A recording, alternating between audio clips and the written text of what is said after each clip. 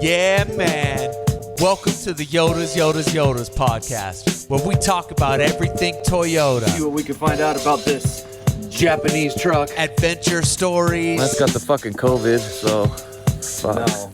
Yeah, I'm cooking your food with COVID. Rigs. I'm accessorizing on the trail. Or some shit came loose and I'm just trying to tighten that. Anything that has the T on it, we love it. That's what happens when you buy a big truck. You gotta fucking get in there and keep her happy, you know what I'm saying? Can't be fucking around. You gotta get your whole body in there. I hope you enjoy, because we enjoy bringing it to you. This is the Yotas Yotas Yotas podcast, and welcome aboard. Yeah. Yeah, I might take them off. We'll see. Kind of throws me off hearing myself. I can always make some Microphone checkup? I could always make some adjustments on the fly. Sir Will, what's happening, brother? What's happening, dog? Dude, let me just double check, man. Yeah? That's anxiety right there. Yeah, that anxiousness. Yeah, man. Sir Will, dude, welcome to the Dude. Yotas Yotas Yotas podcast. Cheers, brother. How are you? I'm good, man. How you been? Dude, I'm stoked to be back in the Valley. Yes. I'm stoked to be back in the 48th state. I'm stoked to be back in Arizona. This is my, I'd like to say my second home, but this is kind of primary my home. And the main reason is because this area is one of the only places that I know in the United States that you can travel within 3 to 4 hours and get any and all landscapes you ever want. That's true. That includes the beach for everybody's like, oh, it's just desert. No, you can go 4 hours down a Rocky Point and get to the beach, right? That's right. So that's on the other side, though, right? I mean, technically. I guess that's technically not in the U.S. Yeah. But I've never been to Rocky Point. By the way. Yeah, I haven't been to Rocky Point. I've been to Baja. Love it down there. But yeah, man, this is. I'm glad to be here, dude. Yeah, 100%. I see you have Apple back. Yeah, man. This is the big news today. That's the other thing too. So yeah, dude, I've had a crazy past few. Really, almost a year now. So back in last year, back May, I got the opportunity to go on a cross-country trip from North Carolina to Oregon. And for those that don't follow along and don't really know my story, I started this whole overlanding thing back in 2016 after a really bad motorcycle wreck that I was in. Yeah. So in that, I had been planning for years that I wanted to do a trip across the United States, and I wanted to see all over the United States. I had like multiple different points on Google Maps that I wanted to see. Yeah. And then I found out about this trail called the Trans-America Trail, and I determined that whenever I took that trip across the United States, I was going to do it on the Trans-America Trail. Nice. So that trip got put onto the back burner for years and years. You know how it is where you chase the money and chase the corporate ladder thing and different positions and different things like that. And then that motorcycle wreck, really hit me and was like, dude, it didn't matter in that hospital. It didn't matter how much money I had. It didn't matter how many people were working underneath me. It didn't matter what my position was with the company. Like I could have been dead, right? Time to start living. Yeah. So at that point I was like, all right, I'm going to take my trip. Yeah. And everybody said, when you going to take it? Yeah. I said, as soon as I get out of here. So I took that trip. Is that what so I've been in the hospital, but never really laid up like that. Like apparently, it sounds like it was pretty bad. Yeah, I was there for about a week. Yeah. About a week. And if it wasn't for the helmet I was wearing, then I wouldn't have been there at all. Yeah. What was recovery like? I mean, yeah, so it actually was not that bad. I was truly blessed, man. Like I said, I had the helmet on. Yep. But with that, I had lost a significant amount of memory, believe it or not. Yes. And so I could tell that I'd lost the memory. I could tell that my short-term memory was kind of messed up. And so it was a combination of a bunch of different things, because shortly before that, I'd lost my granddad, and that was kind of the first thing that let me know that, hey, man, this life thing is short. He was 67 whenever he died. And so I was like, man, this life thing's short. And then after that, I got the motorcycle wreck. So then I was like, I'm going on this trip. So I went on that trip. But in order to remember that trip, I started my YouTube channel. And I didn't know if my memory was going to come back fully or if I, wouldn't remember anything. Oh. So I recorded the whole thing. Yes. And I took the Trans-America Trail, and that's how the YouTube channel started. Yes. Do you remember the trip, though? Oh, yeah, 100%. 100%. Yeah. And so my memory, thankfully, has gotten a lot better, and it continues to get better. But fast forward, though, till last year. So I did the trip in 2016. I did the Transamerica Trail. Yep. 2017, I took my partner of 23 years. At the time, it wasn't 23 years. That was 10 years ago.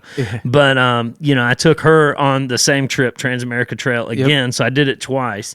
And then last year, the folks over at Donut Media called me up, and they were like, hey, man, we're planning on taking a trip from North Carolina to Oregon, and it's going to be all off-road. And this was one of the producers I was talking about. Yep. And whenever they called me, I said, well, is it on the Transamerica Trail? And they said, no, it's a different trail. And I said, good, because I'll never do the Transamerica Trail again. Oh, okay. And it's not that it's a bad trail. It's just an incredibly long way across the United States. 100%. Yeah. It's like, how much percent of dirt is it? I would say when I first did it, it was a little bit more. When I first did it, I would say it was probably 75% dirt. Yeah, that's a... And then the next year, it was probably 65% dirt. Okay. They had paved that much in just a matter of a year. Right. And then now, I don't know the actual Transamerica Trail, because even though the donut trip did closely kind of parallel with the Transamerica Trail in many different areas, there was some areas that were completely different. And I would say that we spent probably 70% off-road on that trip. And you can go on to, YouTube, Donut Media. You can go on my YouTube and watch it. I think I've watched that. I'm pretty sure. Is that the one where there was a big rainstorm? Were you Were you there with the rainstorm? I was. Yeah. Yeah, so they called and they asked if I would help them out. They knew that, I guess I'm jumping around a little bit. It's all right. Since then, in 2017-16, whenever I did those two trails, it changed my life for the better. It made me realize that, hey, man, like, I love this. Yes. I like the getting up in the morning and only worrying about what I'm doing today. Right. I like only worrying about what I got to eat tonight, where I'm going to sleep tonight. Right. And so I vowed at that point in time, of course, my partner, she laughed at me. She's like, oh, okay, whatever. But I told her, I was like, look, I could just live out here on the road and, and just be good. Mm-hmm. And she said, sure, well, fast forward up till 2019. And then I decided, hey, I'm going out on the road. So I've been out on the road full time now since 2019. And these guys called me up last year to do that trip. Mm-hmm. And and that was one of the reasons, because they knew that, I travel a lot. They knew I kind of knew the ropes. They knew that I knew a lot of the trails, if not all of the trails that they'd be taking. They knew that I was really good at finding campsites, really good at finding pretty campsites, different things like that. And so they wanted my help along the way. And I would have done it for free. Yeah. So I went with those guys and did it. And unfortunately, while I was in Oregon, I developed the infamous cold skip in Apple. Mm-hmm. After 250 rough 1,000 miles. And when I say rough, I mean rough, brother. Yeah. Rough. Because I've been going since I got that truck. Yeah. I remember sorry to interrupt, but I remember watching some of the early Moab. Yeah. Moab on 33s even?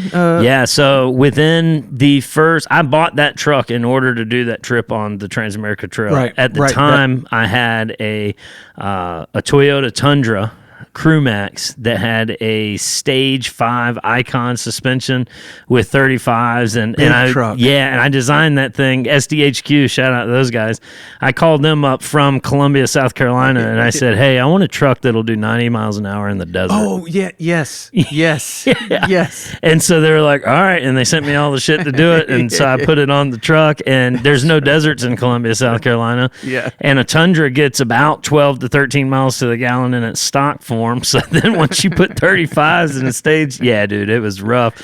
And I was like, there's no way that I'll end up being able to take this thing. So I traded that truck in, and I got a 4Runner. And when I got Apple. Yeah. Within the first 3,000 miles of Apple being a brand new truck, I did Hell's Revenge in its complete stock form. Is that on the YouTube? Yeah. That's one of my very early videos. Stock. It has the locker though, right? You did have a locker. Yeah, it does have a locker. Yeah. So it's the 2015 Toyota 4Runner Trails Premium. So the Premium. Back in the day, the Trails was what's current day TRD off. Well, I don't know what they called the 6th gen, but the 5th gen TRD off-road is the Trails Premium right. or Trails back in the day. So That's that gave right. you the locker, that gave you the A-track, that gave you the crawl control, and that was before the TRD Pro. Oh, that's right. The Forerunners had the crawl control in them. Yeah. I forgot about Yeah. that. Yeah, that's why. And then they put it into the Tacoma. 100%. I always forget about that. And the early rendition of A-track and crawl control was hang on, it'll come to me. Downhill assist, yeah. Right.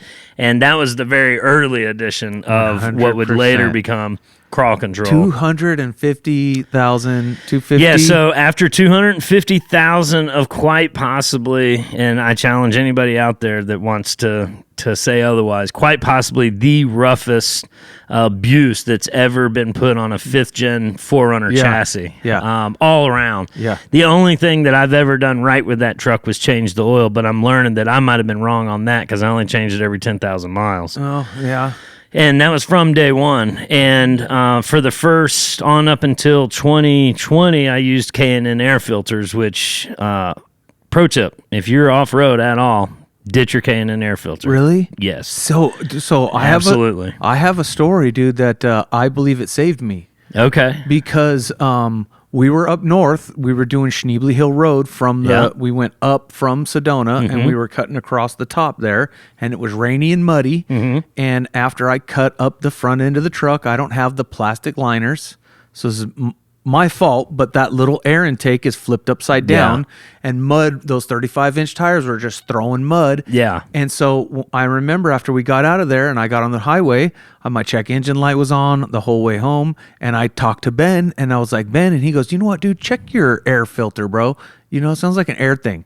And so I opened it up, and it was caked with mud. Yeah. The K&N. But I think that if I had the paper one, that mud would have fucking... Yeah, I don't know, man. The idea behind the K&N is, one, nobody ever maintenances them properly when they're supposed to. True. And then two, if you're in a real dusty situation, which a lot of times here in Arizona and out in the desert and on these dirt roads and all that, we're in a real dusty situation, and it just gets clogged up. Yes. And that mixed with the fact that 90% of the people don't ever, change it or maintenance it the way that properly. So I don't even know what the proper schedule would be. I'd probably do it and every then you got to put oil on it, and the oil gets on your mass airflow sensor. All I'm saying is I believe that at on that particular day, I was like, okay, I put a snorkel on the truck right after that. Yeah. You know what I mean? So perhaps we could remove that and put a paper one, but I'm just saying, like, it was caked, and I was like, oh shit. Yeah. And I do know that behind the paper one there's a safety net. I mean, it's not going to let rocks go flying. Well, that's in just there. Your charcoal filter, yeah. Right. So, but I don't know if that would have got ruined if it got plastered with this, because the mud, I mean, there was mud in the intake down in the drop box. Oh, dude, yeah, I know what you're talking about. I had about that thick of mud down in there. Bro. Yeah, so, I mean, it's... I'm just saying, I'm not...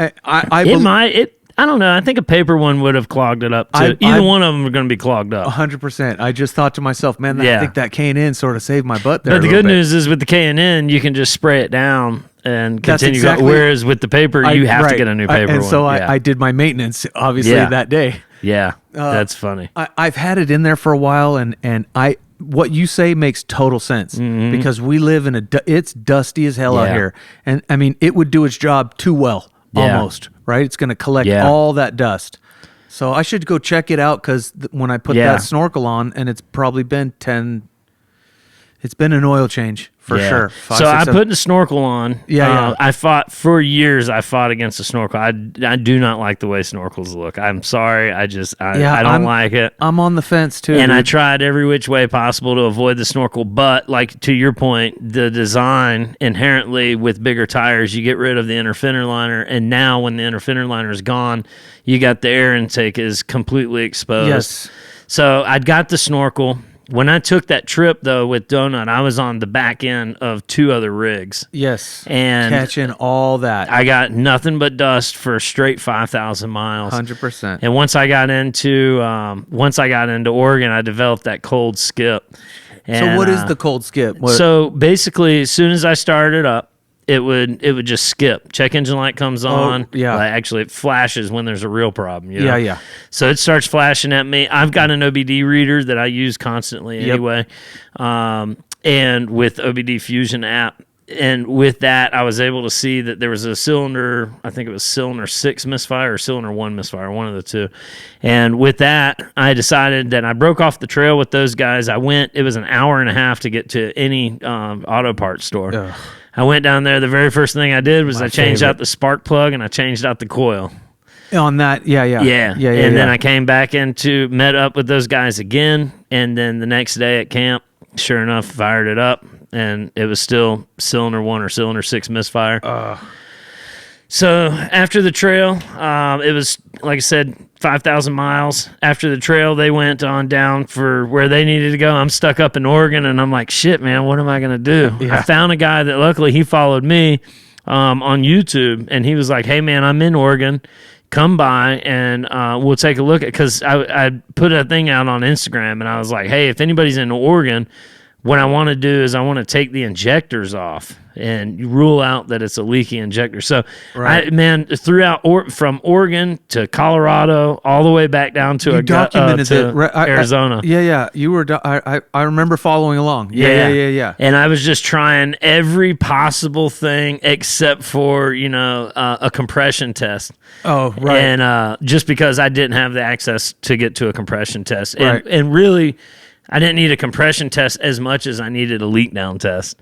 And finally, I got back down here to Arizona and went over there to AZ Toy Pros. I remember your stories. Like, dude, I just called Ben, dude, and he was like, and Ben told me what to do, and I'm going to Ben. Yep. Yeah. And I went down to Ben, and sure enough, man, we determined that Apple, after 250,000 miles, was in need of a serious heart surgery.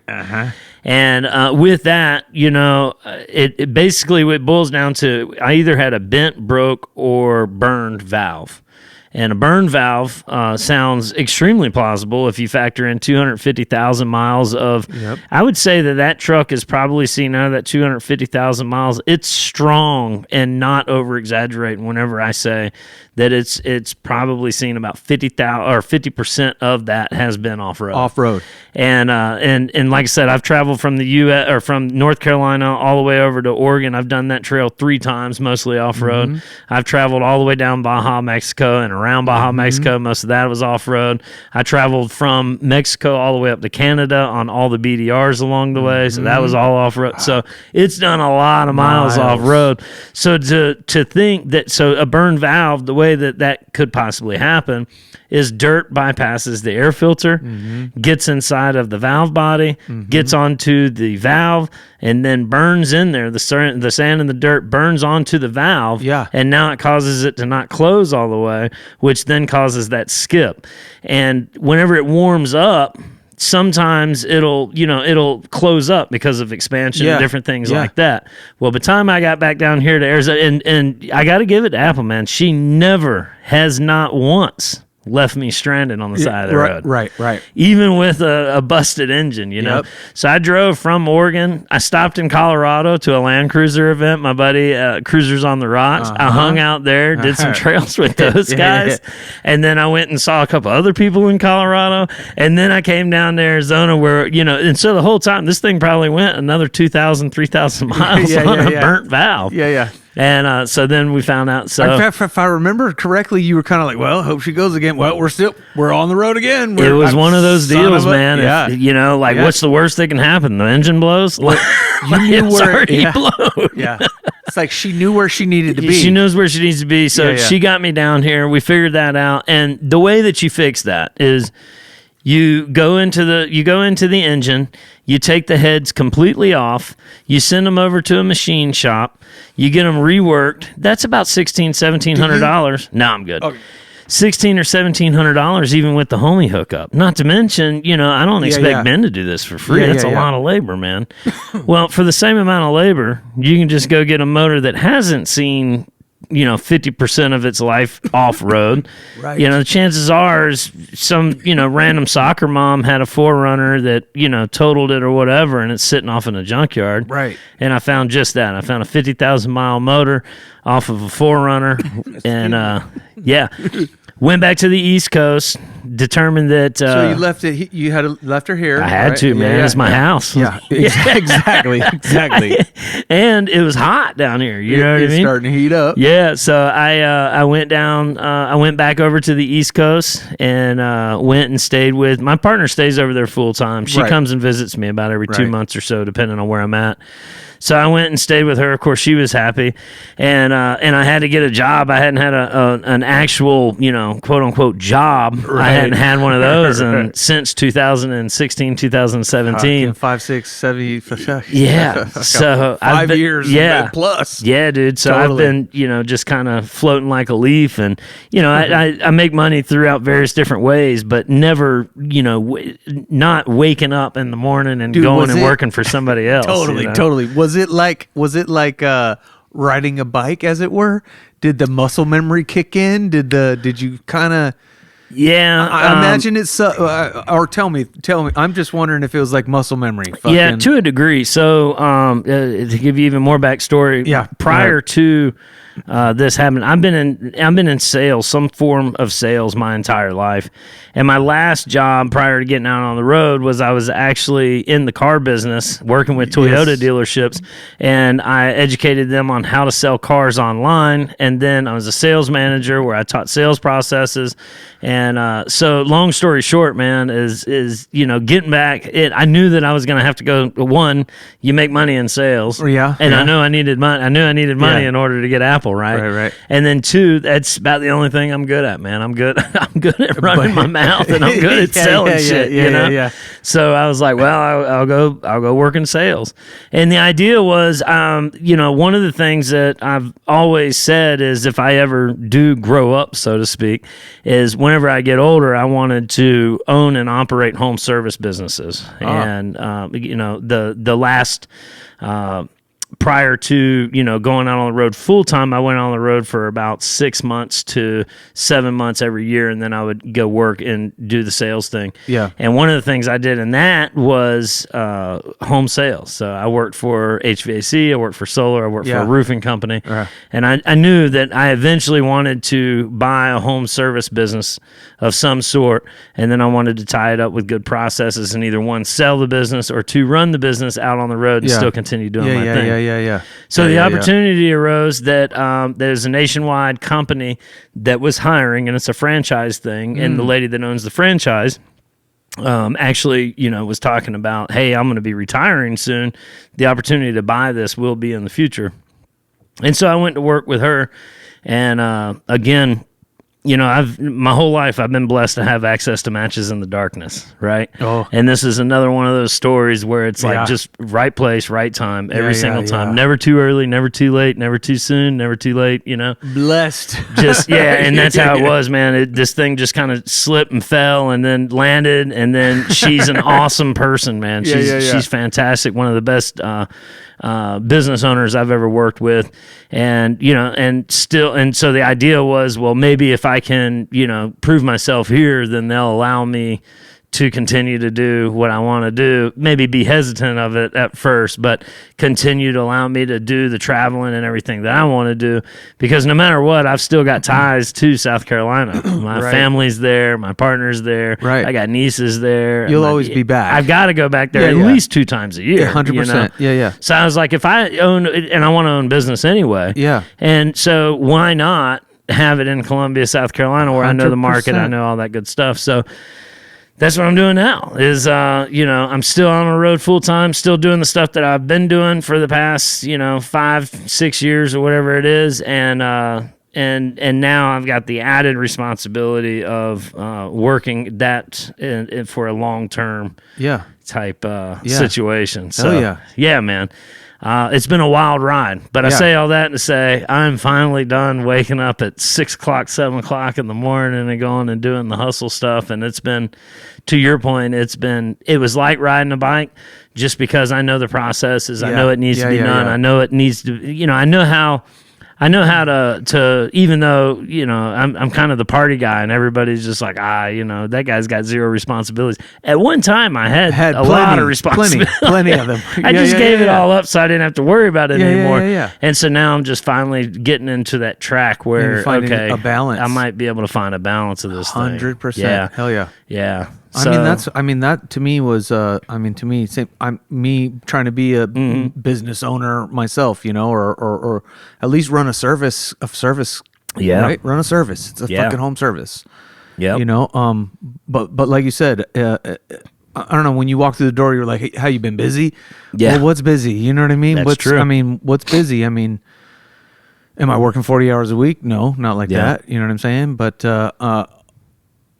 someone asked me too, you know, what's success or what's busy? Yeah, I've been plenty busy around the house, reading, fucking working on projects around the house, fucking working on the truck. Yeah. You know, I don't know. There's always something to do, You know, man. and it's like- at the end of the day, you know, some people are completely happy working 40, 60, 70, 80 hours a week.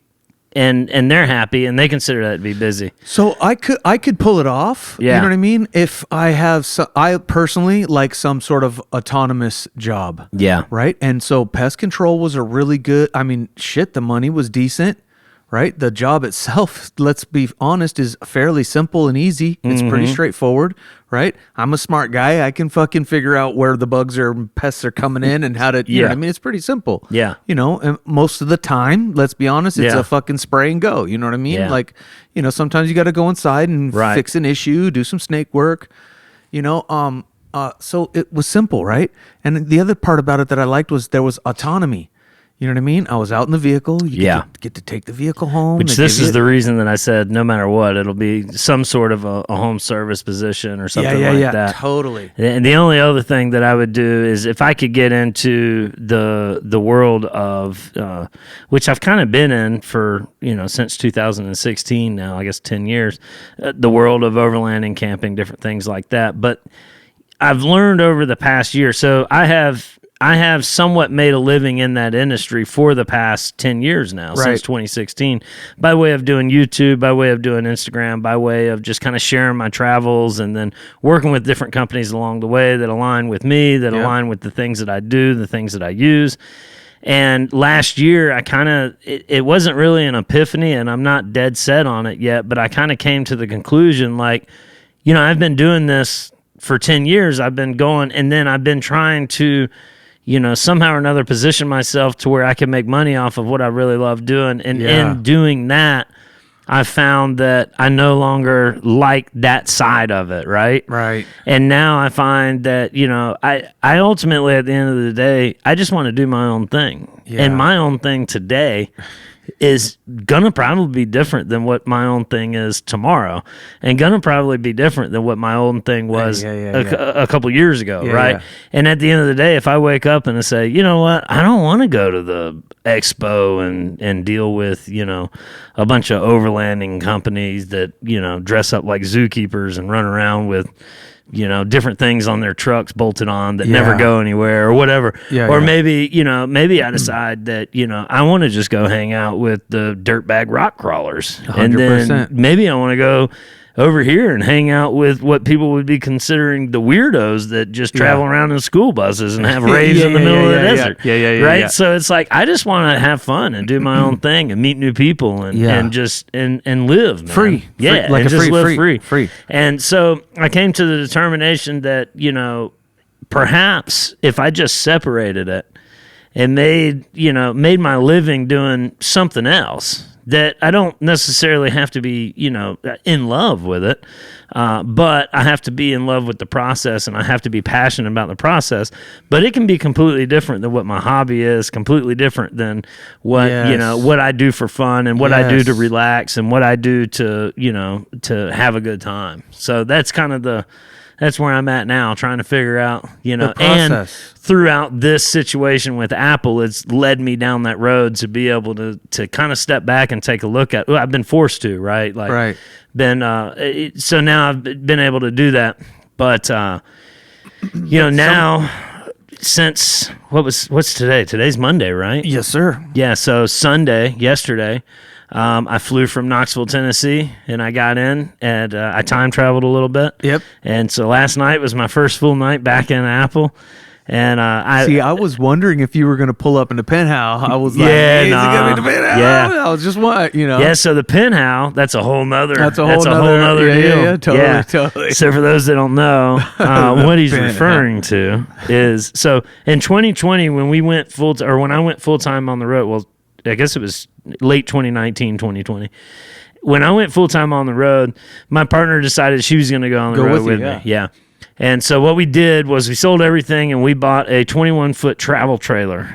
It was a Grand Design that's right, the Imagine the travel trailer. trailer, which, spoiler alert, the biggest piece of shit I have ever seen was that Grand Designs. And I would venture to say that most all RVs are just absolute junk. Yeah, So, forget about it.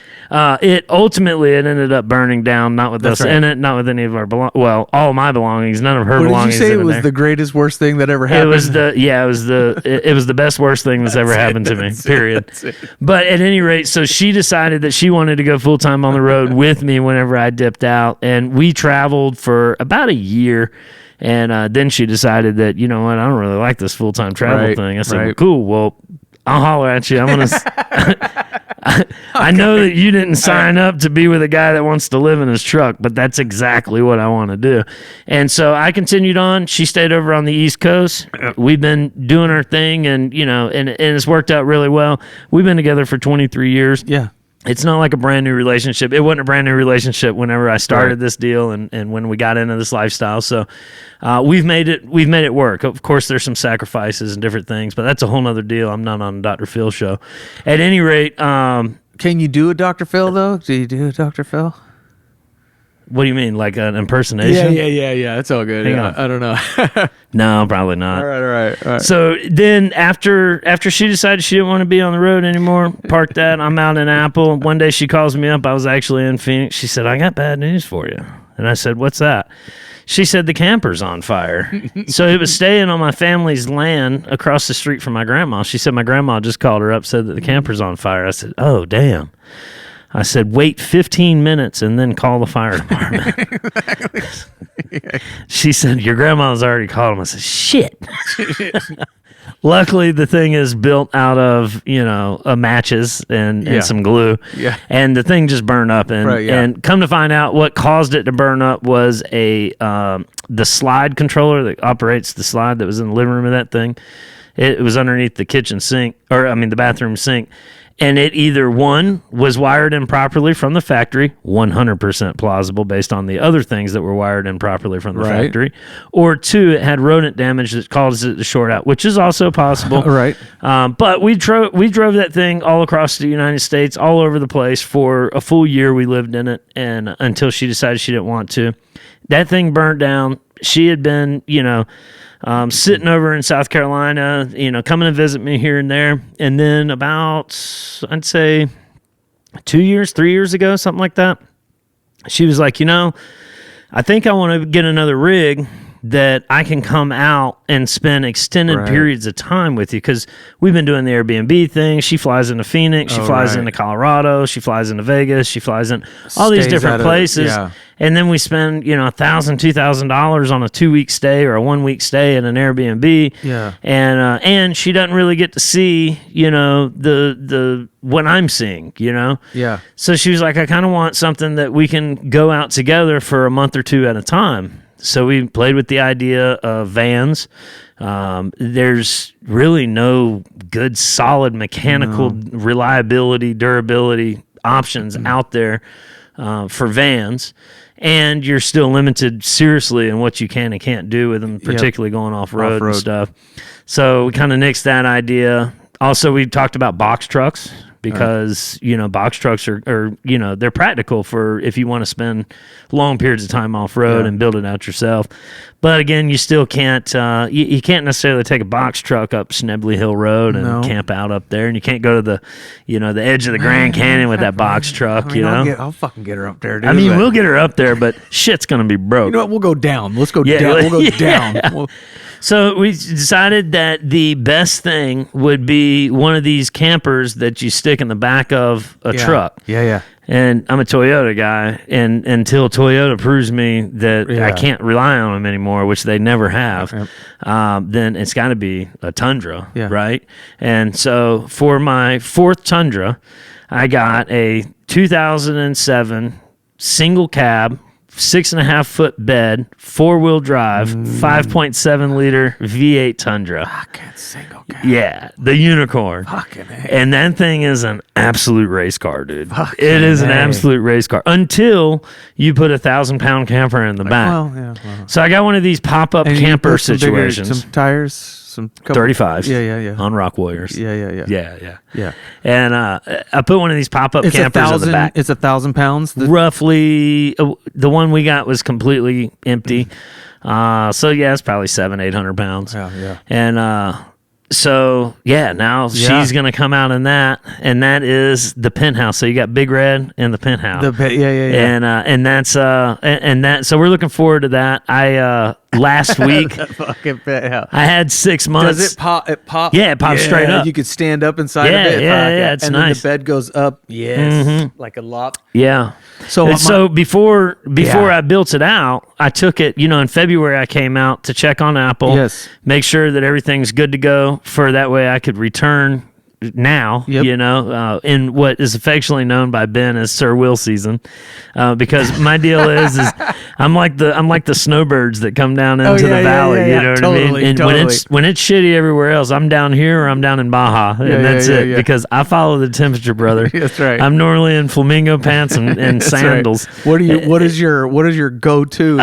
My perfect, most ideal would be somewhere with mountains just short of inland next to an ocean that's somewhere around 60 degrees at night and 85 at daytime. Okay. And zero humidity. So can you avoid the humidity, dude? Have you tried? It's a little tough. The closest I've found to that though would be Baja. Baja is probably the closest. Yes. And then here, Phoenix is just it's a great hub, man. I mean, you get anything and everything you ever want here. It's kind of like the old Cat Williams dream, or the old Cat Williams joke. All your dreams could come true, or you could get shot at the red light over in Mesa.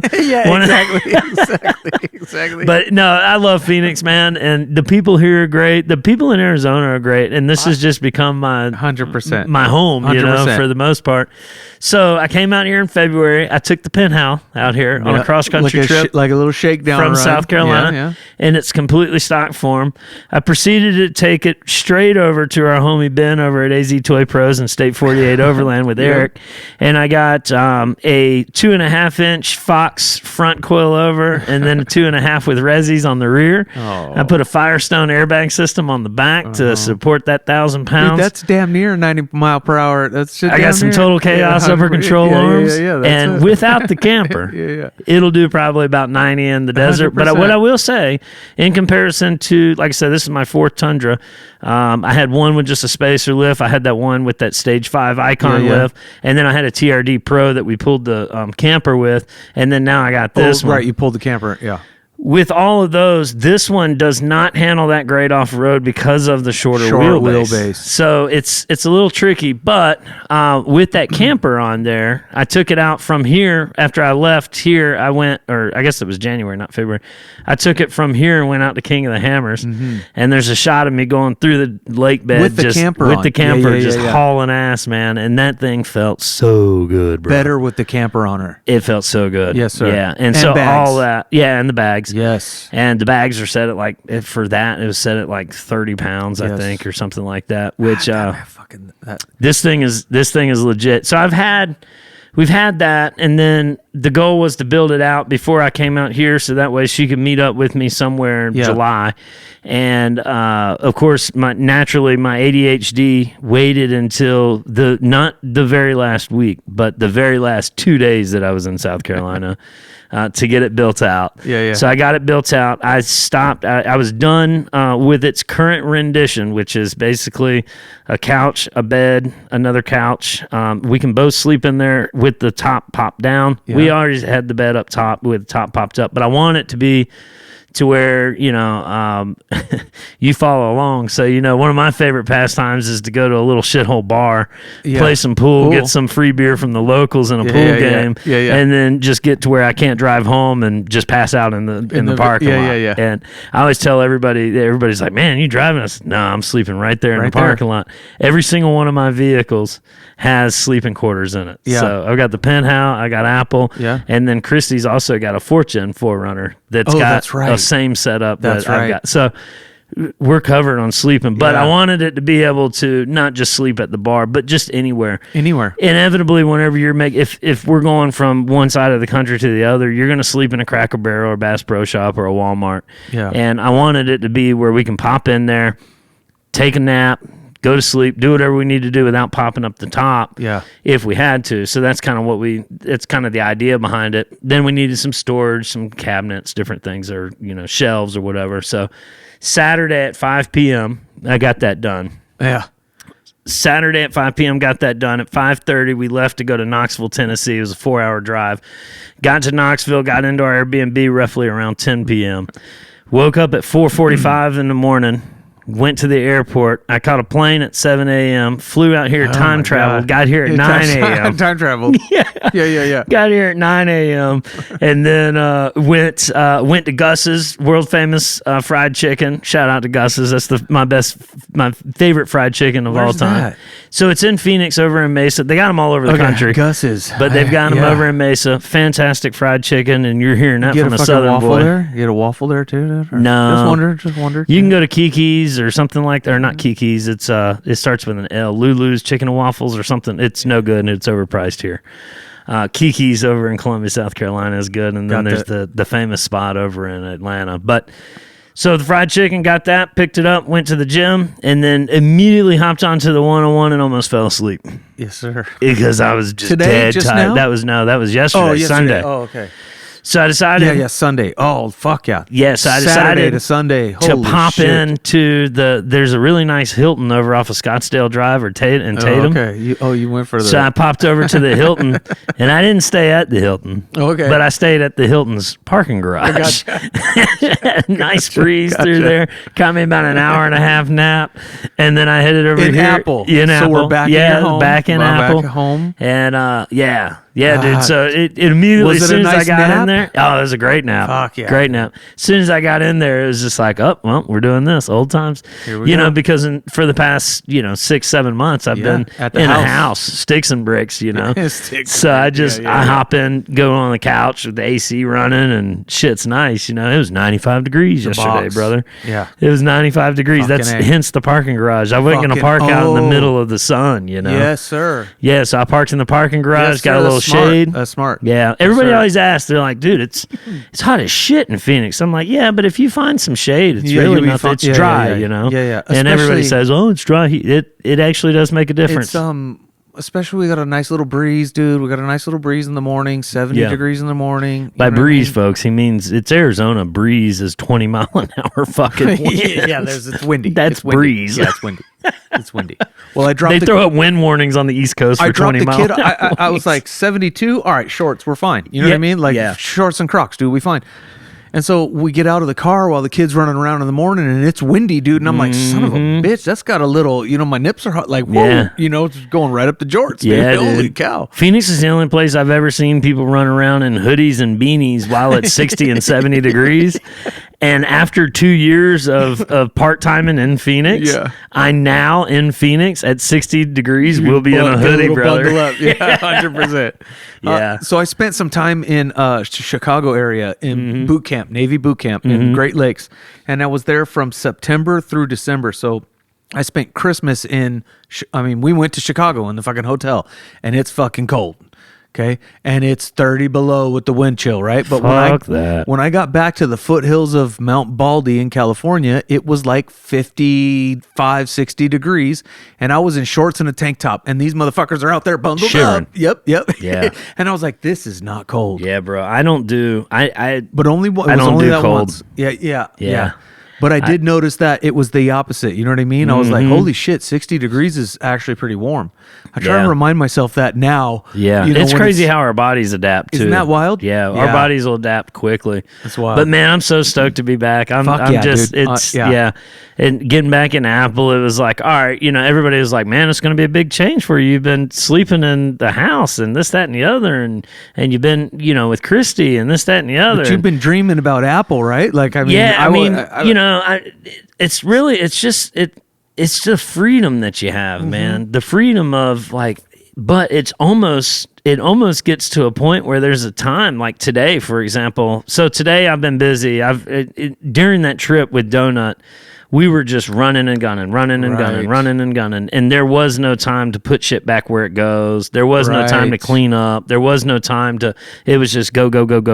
Yes. And then whenever I was on the way back to try to get to Phoenix, like I said, I made a few pit stops, and then it was constant go.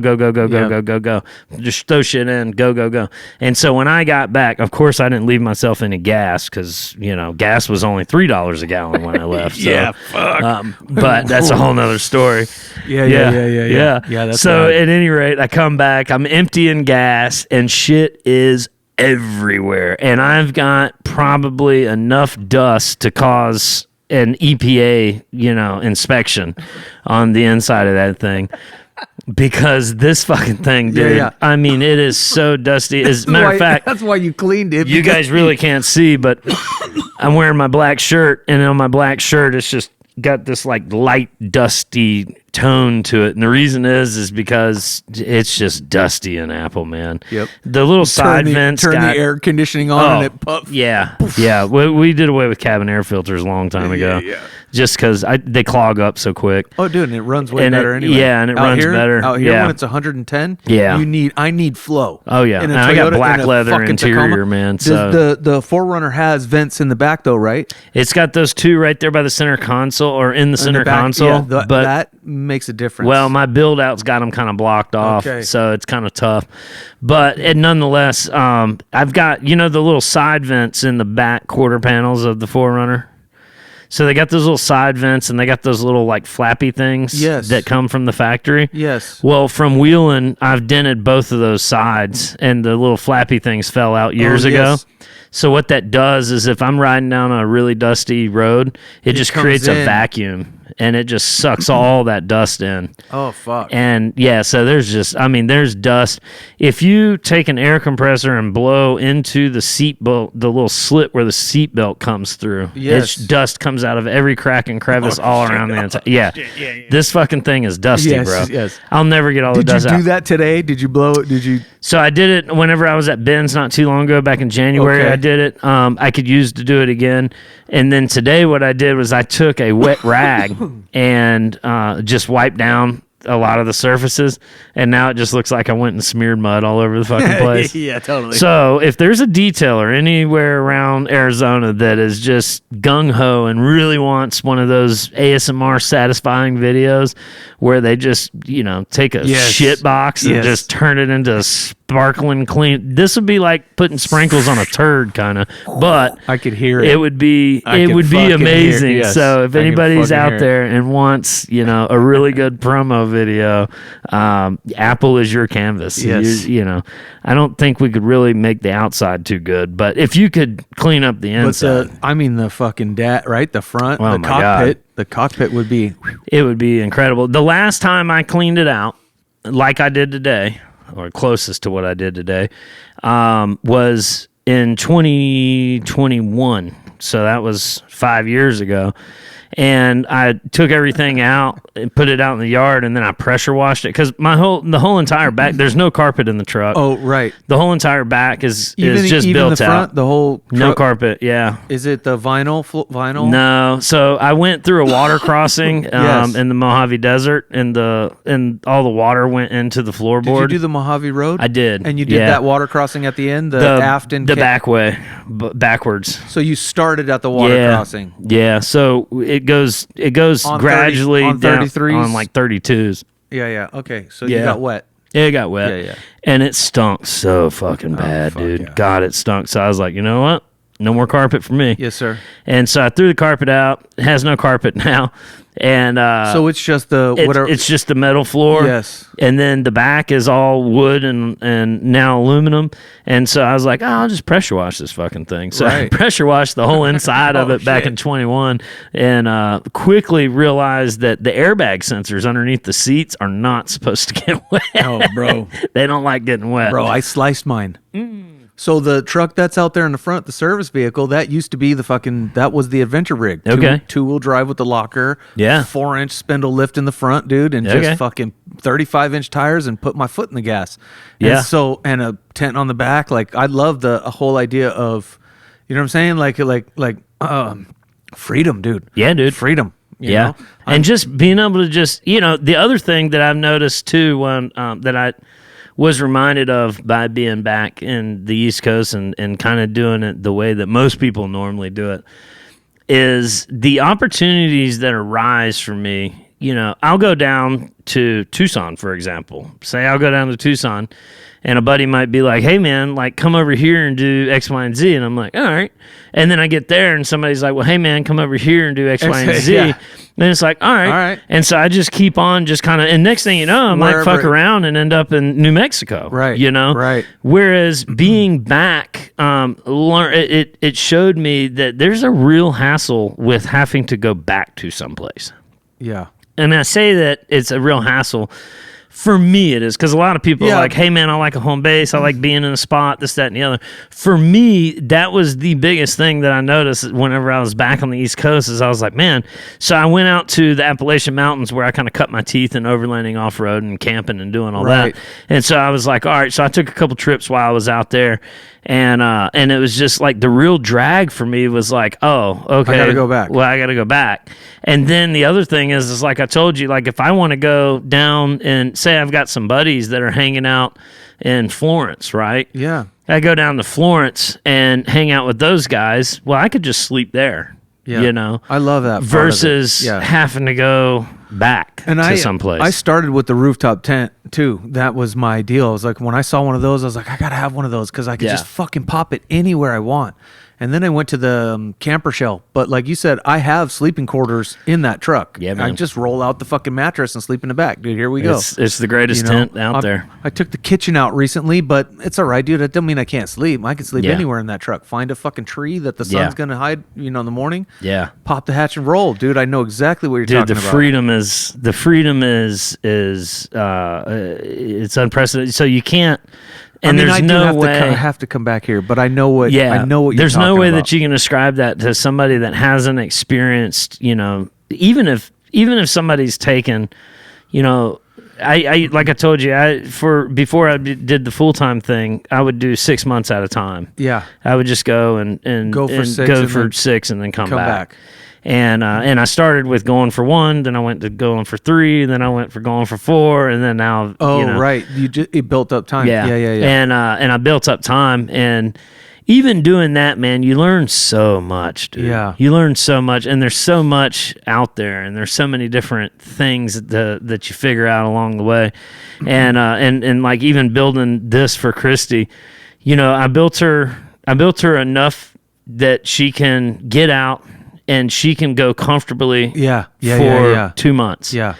And I tell everybody the same exact thing. Everybody always, because I've got my setup after 10 years now is dialed. Right. Like for the most part, it's right. dialed. At this point, the only thing I'm changing is shit that breaks. You know what I mean?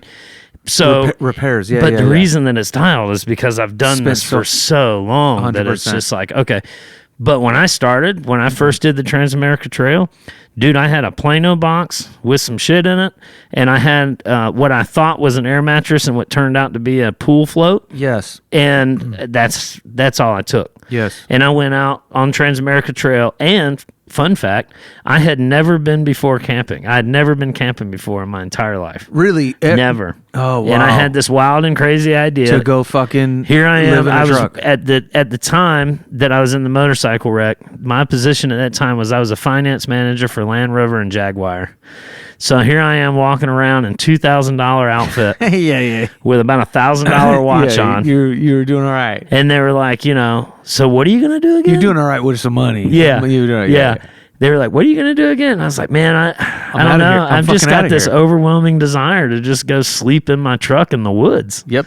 And they were like, "For how long?" I was like, "Yeah, We'll see. yeah, however long it takes me." Yeah. And dude, and I learned so much. I always tell people that trip ruined my life. For the good or for the bad, I don't know. Don't know but yet. it ruined what I had going on. Oh, right. Yeah, it ruined what I had going on. Yeah. And to be honest with you, 10 years later down the road, I'm like, that's the best thing that's ever happened to me. Yeah. Ever. Yeah, Period. 100%. But I tell people to this day, like, dude, grab a 6-pack of beer, grab some steaks, get something that you can cook with, get something that you can sleep on. Yep. Go out for however long. There's a Walmart at least within an hour of you, no matter where you go in this country. Fucking where. And if there's not, there's a Dollar General. Yeah. And you can go out and you can explore all over the country. You can go anywhere and everywhere you want to go, and you will figure it out along the way. 100%. I promise you'll figure it out along the way. Yeah. Yeah. I So- always like the longer trips. So I've Yeah. done the Mojave Road, and that was a 5-day trip, right? So, Yeah. and when I set up the truck, that's how I imagine myself, at some point Yep. having some situation where I have a balance. You know what Yeah. I'm saying? When the kid's old enough to maybe roll or go for a week or Yeah. two and take the fuck off. And that's what it's all about, man. I don't get caught up in the boxes a lot of times, and that Yeah. is sometimes to my detriment because people don't know quite how to take me. It's like, on one hand, people just, oh, it's a nomad. The other hand, people are like, oh, this is a guy that's just homeless. I can understand it. Yeah. Yeah. I knew a kid when I was in my 20s, dude, after I got out of the Navy and stuff. And I met this kid who came through Long Beach on a fucking train from somewhere. Yeah. And he stayed for several weeks. He was just floating around Long Beach, would play his fucking guitar. Yeah. The kid could play and the kid could sing. And so he would sit on the corner and fucking make coin. Yeah, and, dude. and he could just go anywhere, do anything. You know what I It's mean? so freeing, man. And at that point, must be like 25, 26, 25, something like that, dude. He goes, I'm jumping on the train, dude. And I remember running around with him, spending the night Yeah. at places and just kind of tagging along. And he was like, come on, dude, let's go. And I had half a mind to jump on that train. And I always wonder in a parallel fucking universe, in the multiverse, which one, I wonder what Jason, What he's doing right now. 100%, Yeah. dude. I wonder. So I didn't want to wonder that. I know I you was did. just You like, fucking you know did it. what? I'm out of Yeah. here. And dude, it's like I said, it's one of the best things that ever happened. And so I try to stay out of the boxes now, and I've learned as I've gotten older, as well as in doing this, and as well as just meeting so many different people, man. I've had the benefit to meet Yes. so many different people from so many different walks of life. I've hung out with millionaires and billionaires even. 100%. And I've also hung out with people that haven't washed in like a month, and they live in their van on some plywood that they just set there. Yep. Right. So I've seen both sides of the world, and I respect and love talking to anybody and everybody, no matter what their situation Yeah. is. And so to me, it's just like, dude, do whatever you want to do.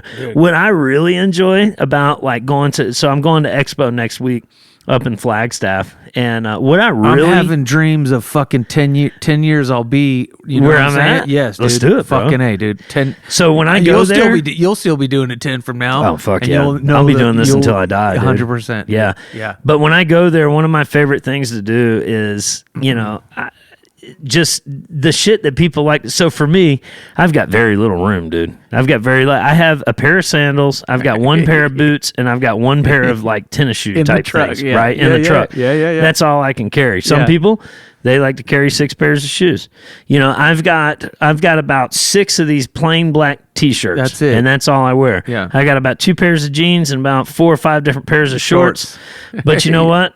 I carry a shark onesie with me. Yeah. I make sure that that's got some room in Yeah, there. yeah, right? yeah. I love playing pool, so I make sure that I carry my pool stick cues, with yeah, me. yeah. Right? I love to cook. So my kitchen, I got a Have to have the full-on kitchen. kitchen. I got a full-on And you got a fridge? And I got Fridge and freezer option. yeah, I've got the pots, I got the pans, I got cast iron, I Everything, got all yes. kinds of spices. And so that's the shit that I like. That's what I 100%. like. I've met people, they love going rock climbing. Yeah. So what do they carry with them? Well, they carry every kind of damn rope that you could possibly ropes imagine. and latches Carabiners and shit like that. Carabiners. I've gone and visited people that, all they do is they live to travel just to go ski. Yes. And these people carry skis and snowboards and I'm a and fucking all the skateboarder, shit. so road trips and skateboarding So road trips. what I find so interesting is just fishermen. Fishermen are another one. Yes. It's what I find so interesting is just finding out, well, what is it that you travel for, right? Right. Everybody travels for something different. I just travel for the experience alone, and I'll find something along the way. Yeah. So I want to see like I want to see the fucking mountains. You know what I mean? dude. The fucking Yeah. I mean, what I live for is, I'll give you an example. I was doing the Kentucky backcountry adventure route, I think, or what it's the CAT. Kentucky Adventure Trail. I don't know. It's an off-road trail around Kentucky, which, newsflash, that is some of the hardest off-roading out in the United States is out there. It's just slippery and nasty and muddy. That's how the whole side of the truck's fucked up. And, Apple. Yeah. yeah. So anyway, I was out there and I was at Miguel's Pizza. Shout out to Miguel's. If you know, you know. That is a spot there in Kentucky, in the Red Gorge, in the Red River Gorge area, which is, I know it sounds crazy, but that is a world-renowned rock climbing area. Yeah. And so while I was at Miguel's Pizza enjoying some ice-cold PBRs, I ran into this group of people, and they were rock climbers.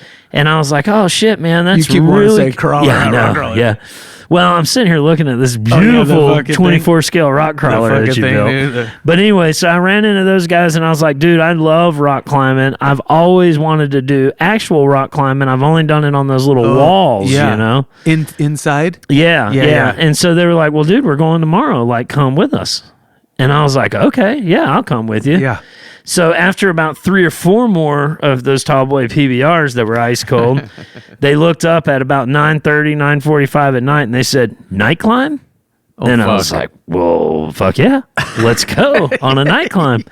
So I live for those kind of moments. We went out. I had the time of my life, man.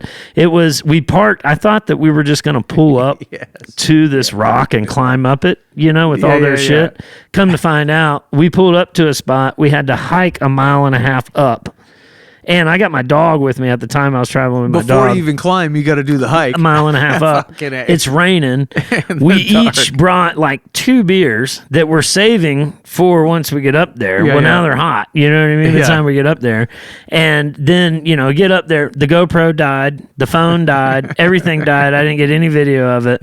But I had an absolute blast. Yep. And that's the type of shit that I live for. Yeah. Those are the moments. That's the adventures. And that's the shit that I live for. Yeah. And people say, well, what do? You overland? What do you do? You run? And then I was like, bro, I just do whatever I have the opportunity to do. Yeah. I don't put myself in a box. I'm never going to look up and say, well, I'm not going to do that. That's what I mean? That's how I felt watching the Baja Series, your Baja Series. Yeah. That's just how I felt, dude. And I remember when we met the first time, you were talking about going through the videos, making that series. And I was really stoked when it came out, man. And I was like, that's the feeling I get from Sir Will. Yeah, dude. And so let me ask you, is it Sir Williams goes or Sir William one of the only people that call me Sir Williams is our boy Lmtl3ss Marky D.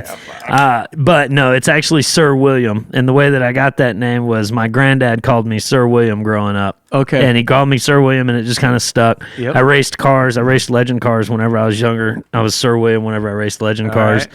And then one of my favorite series, ironically enough, growing up was, if you'll remember, Ernest Goes to Camp. Ernest goes to jail. Ernest goes to... Ernest. Yeah. So that's where the goes comes from.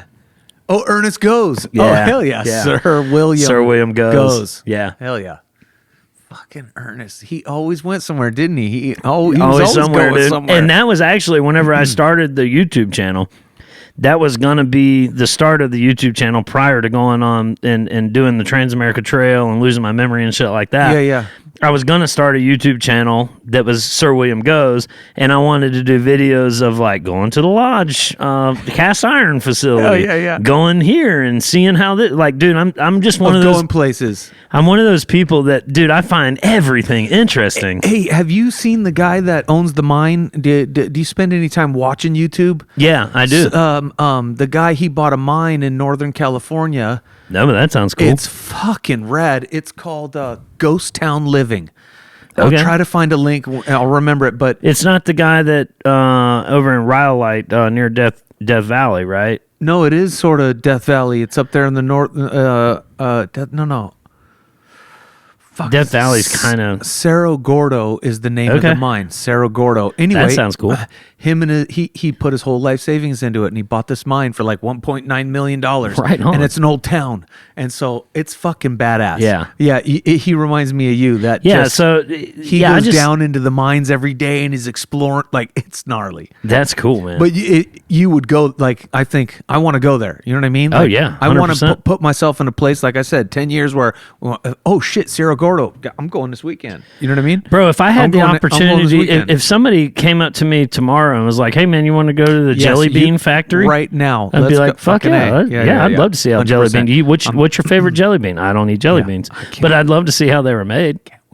Yeah, you know. fucking wait. So that's just kind of, you know, and I've had the opportunity to do that by proxy because I've been able to live in my car. Yeah. You know what I mean? Like, for instance, I was in Phoenix not too long ago, and a guy that follows along saw that I was in Phoenix, and he was like, "Hey, man, I saw that you're in town. You want to go to the Barrett Jackson auto auction?" Oh, is that what Are you fucking kidding me? Yeah, I've been 100%. watching the Barrett Jackson auto auction since I was a kid. Yeah. And I was like, "Fuck yeah!" And he was Was like, this "Yeah, just a couple years ago? yeah." It was just like last year or the year before. A follower. Yeah. And I was 100%. like, "Yeah, dude." And he was like, "Yeah, just meet me out front, you know, at 11 a.m. You know, I'm on a time crunch." And I was like, "No, I'll fucking be there." Yeah. Had I had been anywhere else, I wouldn't have been able to make that Yeah, 11 yeah, So I 100%. made it to 11 a.m. And not only did I get to go to the Barrett Jackson auto auction, this dude's got VIP tickets. He's some kind of buyer. Fuck yeah. And he was like, "Here you go. I got to go look for some shit to buy and sell, have this, fun. that, and the other. Go have fun. By the way, you get 7 free drinks, anything that you want on this. And the only thing is whenever you're at the auction, do not raise your hand and don't make eye contact with the people talking." That's fucking no problem. Dude, I was front row watching, you know, all these cars go up. It was the greatest thing. Got my 7 drinks. I went and saw every single kind of car you can possibly imagine is at the Barrett Jack. It's an absolute spectacle. If you've never been and you got the opportunity to go, obviously not everybody can go do the VIP thing, Right, but I right. really don't think that there's anything special. You can Maybe those still- 7 free drinks. I don't know. But if you can just go to Barrett Yes. Jackson, dude, that is a hell of a spectacle. And I got to go there. 100% Yeah. So Yeah, the whole and I was deal? in the car business. You know, I Yeah, grew up in the yeah, car yeah, business, so exactly, an exactly. auction to me, Yeah, dude. yeah. I went to that auction, and the guy, and I met up with the guy at the bar later on. You know, Yeah, we yeah. reconvened, and he's like, "Yeah, man, what do you think?" I was like, "Bro, I'm gonna be honest with you, it just kind of makes me want to get back into the car business." And he's like, "Don't get back in the fucking car business, man. Don't." Oh, he said, forget about it. Don't. Fuck that. You know, he tried to get me to go sell yachts. Oh, did he? Did he? I thought about it. You know, I would go do it. Dude, I love that, man. I had a guy, I used to work at the 49er Tavern in fucking Long Beach, California, right? And the first night that I was there solo flying, right? And so solo it's only beer and wine. So it's beer and wine, but you got to cook burgers, make food. So the first night that I did was the very first Thursday night football. This was back in 20 fucking something. And I fucking was just hustling, dude. I ran out of pitchers. I ran out of schooners. I ran out of pint glasses, and the fucking people were coming in. I was basically cooking. And so one of the kids whose dad is one of the regulars, he's been working there since he was like 19 years old. He walks in the door. Fuck, I can't remember his name. He comes walking in the door, and he was like, "Dude, you need some help?" And I'm, "Please, dude, if you could fucking collect pitchers and you know, get beers out, dude, wash dishes, so I can cook," because I was just cooking fucking burgers. Yeah. Anyway, by the time we caught up and it died down, there was a group sitting at this fucking table, rowdy as fuck, watching the game. He said something to me about, he goes, dude, how long you been doing this, man? And I was like, this is my fucking first night by myself. He goes, this is your first fucking night by yourself? I go, 100%. He goes, motherfucker, you killed it, dude. He goes, I don't know what the he goes, he goes, I own fucking several bars in Hawaii, dude. I will put you on a fucking plane right now and fly you to fucking Hawaii. Did you go? No. Oh no, dude, that parallel universe dude is living it up. I'm telling that you, guy. I'm fucking telling you. That guy I'm fucking telling you. And so, the train, the fucking holy shit. And dude. this is where this is one of the things that I guess I thought I had responsive fucking abilities. I never really wanted to end up in a situation where I was like, Now, consequently, I've got one of my really good friends, my best friend, shout out Robbie D. He'll never hear this. He will never see this. He'll never watch it. He has zero social media, and I love it. Yeah. I met that guy back in 2018. Before I got on the road full time, I'd already done some traveling, but I was in one of those positions that I told you where I was going to go work for 6 months. The company didn't know I was going to go work for 6 months, but I was going to go work for 6 months, take off, and then go do my thing. Yeah. And in that position, it was HVAC sales, in-home residential HVAC sales. So I met this guy, Rob, and we have been best friends since. Yeah. And Rob is the complete opposite of me in a sense that, he wanted to chase the corporate ladder. Yeah. He's married. He's got 2 kids. Yeah. He wants the white picket fence. He likes the newest big screen TV. Yeah. And now he's actually the president of a company that, believe it or not, it maintains, installs, and services lobster tanks of all things. Oh shit! Which is fucking crazy. But lobsters, if you know anything about lobsters, they have to stay in an air-controlled environment in order for them to not, fuck up. There's a whole lot. Yeah, I've learned far more about lobsters over the past 2 years. Live lobsters, or live lobsters. They got to be at a certain temperature, and it's very imperative that they stay at that temperature, and so they can molt or something. Some lobster guy is going to be like, "You're fucking wrong," but I don't know. Anyway, we talk about the lobsters. They HVAC it correlates, Right. Oh, okay. Keeping the temperatures. It correlates, and that's how I got the. But anyway, I think it's funny because we have such a contrast, Yeah. And he likes the box. Yeah. And he's all in on and the box. it's like, so every now and then, I think back because I hear how he's doing. He's got investments, he's got properties, he's got renters. He just invented something that he's selling to a huge company. Yeah. That will take that and then license it from him, and so he's done all these things, and he knows how to make the coin. Huh? So on my end, it's like, I look at every now and then I look at it and I'm like, in a parallel universe, I wonder had I maintained my business focus and my investment strategies and all these things that you kind of learn to do as an adult, as an early adult, or some shit, what would I be doing? Yeah. And I know for sure that I wouldn't find myself on a Tuesday afternoon in the middle of the desert in a 2 a.m. rave with 100 fucking people surrounded me, fire dancing. Fire dancers. Yes, sir. Yes, sir. I can almost guarantee that the guy in that parallel universe that is doing that on my end is probably not doing none of that shit. You know what I mean? So it's like, dude, I have fun. I've been told my entire life, you play too much, you play too much, you play too much. And it's like, here I am now. And I'm almost 40 years old. I've been playing my entire life. I do the same thing, dude. I do the same thing. Hence the fucking... Yeah, dude. You know what I mean? I love Well, those are a lot fucking cheaper whenever you blow the motors in them, dude. 100%. Dude, just wait till you see the fucking backyard, bro. Dude, I can't wait. I'm kind of pissed off that I couldn't bring my my crawler. You're asking me if I'm busy, right? Well, I'm not busy out there. I'm busy. Look at this crawler. Yeah, exactly. Been busting my ass on this thing. Exactly, dude. Oh my god, bro. Yeah, but how about work? Well. Fuck. Yeah, dude. Fuck. Yeah. Well, that's the thing. Like, so I have my buddy called, dude, a guy I served with in the Navy, my buddy Greg. Fucking shout out Greg. He's the one who sent me some patches over here. But my buddy Greg called, and I've been talking about like feeling like I'm not this hard worker or something, because maybe I could put some more effort into the business. Sure. Right? 100%. Anybody could put Sure. more effort into the business. I could put more effort in my YouTube. Exactly. I hadn't made a fucking video in a year. You know what I'm saying? And so it's not that. But anyway, he called and I said, man, I feel like maybe I'm being lazy. He goes, dude, you ain't lazy. He's you're one of the hardest working motherfuckers I ever met in my entire life. The shit you did in the fucking Navy was extraordinary, dude. You know, he goes, together, me and him. And I was like, no shit, huh? And so he has this view of me of being a hard fucking worker. So you ask me if I'm busy. Well, fuck yeah. Yeah. And those things are you got to tinker. I get so tired. I'm like, motherfucker, dude. It's all about I'm over this fucking It's all thing. about finding what it is that, so one of the things, But remember, that thing just doesn't make me money per but se. it can. If you wanted it to, I if you put suppose. forth if you wanted it to, you absolutely could. Make a YouTube channel with the RC do a truck. YouTube channel 100%. or start making parts for it or Yeah, whatever. that's true. Whatever. That's true. So you could turn just about anything into a business if you wanted to. But at the end of the day, what I was telling you about the Transamerica Trail ruining my life. One of the things that I've struggled with over the past, because I've been full time now for 6 years. Yeah. For the first 2-3 years, it was everything's brand new, and Yeah. it's just you're just, I equate it to the first time you let a cat outside and just let them be, and they're just, holy shit. And that's how I was for the first 3 years traveling around full time. But then on year 4, I started realizing, oh, well, you're just doing kind of the same circle and going back to the same spots that you're already familiar with.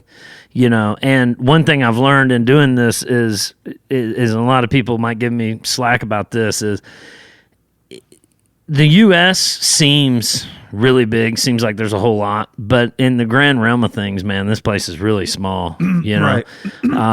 And I've been blessed to have the ability to have connections all over the United States. So no matter where I go, I'm able to find somebody that I've either met in the past or maybe they follow me or maybe they see me on Instagram or whatever. Yeah. And so that's one of the reasons I think it's small. But one of the things that... Plus you fucking you've driven the thing. Yeah. You One of the fucking hit things that really kind of struck me about, like I said, after about the 3rd year, 4th year, doing the Transamerica Trail, I focused on that, and I was so enamored with I'm doing this trail, I'm doing this trail, I'm doing so this. what is and so just what where's the start and where's the finish? so it starts in the Outer Banks of North Carolina, ends in Port Orford, Oregon. There you go. And so I became so enamored with that, all the things I needed to buy, all the things, how I Right. needed to set up, what I needed to do to the truck, where I'm going to go, how I'm going to camp, how long am I going to travel. And so I was dead set focused on that. On a road trip planned On and something. fucking, yeah. Right. And yeah. so what I'm getting at is, since doing that was the last, but in my business careers, when I first got out of high school, I was dead set not going to college. And then I realized if I didn't want to work, I was like, man, I maybe have to go to college. While looking for a job at the mall, Yeah. in order to go to college, I had a lady come up to me and she said, what are you trying to find? And I said, just anything that'll work with a college schedule. Yeah. And she was like, oh, well, if I showed you how to make $100,000 a year, would you still need to go to college? Well, fuck no, right? So then, from the time I turned 18, my goal was to make $100,000 a year, right? And so then, after I hit the $100,000 a year, you Sounds set like another goal. Yeah, sounds Okay, like a well, good now my idea. goal wants to be a sales manager, right? So I made that. Yeah. Then my goal wanted to be, I want to be a finance manager, so I did that. So I've done all these things. Well, then the goal was, okay, well, I want to do a cross country trip and I want to do it off road on the Transamerica Trail. Yeah. Did all that, right? How do you make $100,000 in 6 months then? That's what I want to do. You spend 6 months of time just There's saying, actually a really good book on it. It's called spend Six 6 months- Figures in 6 months. Yeah, you make the 6 figures Yeah. and then you fucking take the 6 months off with It's one of my key recommendations. See, here's what I got to do, dude. Here's my next fucking step, dude. Is I got to fucking get that VA to fucking give me I got to get that VA to fucking cover my mortgage. What Theo call it, the dummy money. Give me that VA. Give me that dummy Just money. let me have that VA cover the fucking mortgage. That's it. Yeah. Just, hey VA. Well, cover I that. didn't get blessed with that. But what I was getting at is that I paid for it since- though, dude. Yeah, you did. Fuck, Yeah, dude. yeah, I if got you serve. fucking issues, Yeah. bro. But Yeah. what I was getting at is I had so much focus on that Yeah, after yeah. I did Yeah, it yeah, though, yeah. now it's like, well, fuck. What do I do now? Yeah. You know, and then for the first, like I said, 3 or 4 years of traveling off road, it was like, oh man, this is so great. Well, then it got to a point where it was like, all right, well, what the fuck do I do now? Yeah. So my next thing is, you know, obviously my future plans are to own and operate or sell businesses, right? But that's my grown up for when the shit hits the fan and I have to make money. Yeah. But until then, I want to go visit Asia. I want to travel up the southeast side of Asia, which, if everything goes as well as it should go, I'm trying to do that this year. September's a really good time of year to go to Asia, so I'm trying to do that this year. And another thing, similar to the Trans-America Trail. Asia? Asia, yeah. You going to take the truck to Asia? No. You're going to get a vehicle there? No, I'm just going to go there and travel. Travel. Yeah. Like normal people travel, kind of. Fucking Tom and Jerry, baby. Yeah. Backpack. Pat and Charlie. Not Tom and Jerry. Okay. That was the cat and the mouse. Okay. Yeah. We just always call it... Let's just always call it, you know, like when we're fucking, after you're like 16, 17, the kids who had cars would be like, what are you doing, dude? Tom and Jerry over there, player? Yeah, you want to ride? That's funny. Tom and Jerry. Yeah, that's funny. Yeah. But so I want to do Southeast Asia, but another one of my big trip ideas that I really want to do is I want to do the Great Loop, which I don't know if you know what the Great Loop is. So the Great Loop essentially follows the river. I think it's the Mississippi River. It goes up the Mississippi River. It goes off and on the Mississippi River, goes all the way up through the Great Lakes, cross over, get down to the East Coast, ride the international seashore or the intercoastal. What am I talking about? The intercoastal waterway, all the way down around Florida, go up to the Gulf Coast, and so basically it's a loop, right? Yeah, and you're talking Aussie style. You're talking kind of like 6 months. I want to say that's probably going to be a 6-month trip. A guy just did it in like a fucking John boat or some shit. Dirt. Oh no, in the water. Oh yeah, this is water, brother. Oh motherfucker, in the water. Yeah, in the water, dog. In the water, dog. Yeah, in a John boat. And again, I've never sailed. In a fucking long tail. I've never sailed. I've never owned a fucking boat. I've never been on a cruise. I've never, How did I miss that it was a fucking longboat? You know what I mean? I'm just wondering. Yeah. I'm sitting there talking about crossing the Great Lakes. It just dawned on me, squirrel, what I was gonna say earlier, and I totally fucking just it zoomed out. Was I cut the fucking wire in the 2-wheel drive seat. I cut the carpet got stained because you were talking about the airbag wires. Okay. And so the carpet got stained and stunk and fucking I couldn't get it to dry. And so I just cut the hole out of the passenger side where it got wet. And the wires are underneath that carpet right there. And so I razored right through the passenger seat airbag wire. I don't know what that means in the long run, but well, first and foremost, your airbag over there is not going to work. Well, that's as long as it doesn't go off on its own crazy way. So at this point, when I got shit like, but that was way back. That was so much of the conversation past that it just came back to me. And as I'm looking at this thing, I'm wondering why. Like, I want to ask you a question. All right, do it. How much time did you lose when you? So essentially, did the motorcycle wreck put you unconscious? Like, did you? Yeah. So the motorcycle wreck didn't put me unconscious. I did. So growing up racing cars, I had a similar feeling of, you don't, for whatever reason, you don't remember the impact. Yes. And I've experienced that multiple times in multiple different wrecks before. Yeah. And that was my second motorcycle wreck. Okay. And so I experienced it in the first motorcycle wreck, and then I experienced it in this motorcycle wreck that I remember right before impact, and then I remember waking up from the impact. Yes. And then, I actually yes. And just to be completely transparent, riding the motorcycles is not the problem. Drinking and driving was the problem. Right. This was St. Patrick's Day. I was going down a road that I've been going down since I got my license. Yep. And I was going entirely too fast. The guy that I was riding with was no longer riding right beside me or right behind me. And I was looking for him. I didn't know what happened to him. So I turned around. I'm looking for him, can't find him. And then I look up, and that's when I realized that they had installed a traffic circle on this road. And the last time I saw the speedometer, as I was slamming on the brakes trying to go, trying to get it slowed down, last time I saw the speedometer, I was doing about 55 miles an hour. Okay. And I was on a 1200 Sportster, thank God, because that was Christy's bike, my partner. And I wanted to take her bike out because I was doing some work to it. I'd turned it into a little bobber. And had I been on my bike, I got a 2016 Road Glide. Had I been on my bike, I'd have been going much faster. Oh. And it's a much heavier bike, so there's no telling what would have happened. Yeah, but yeah.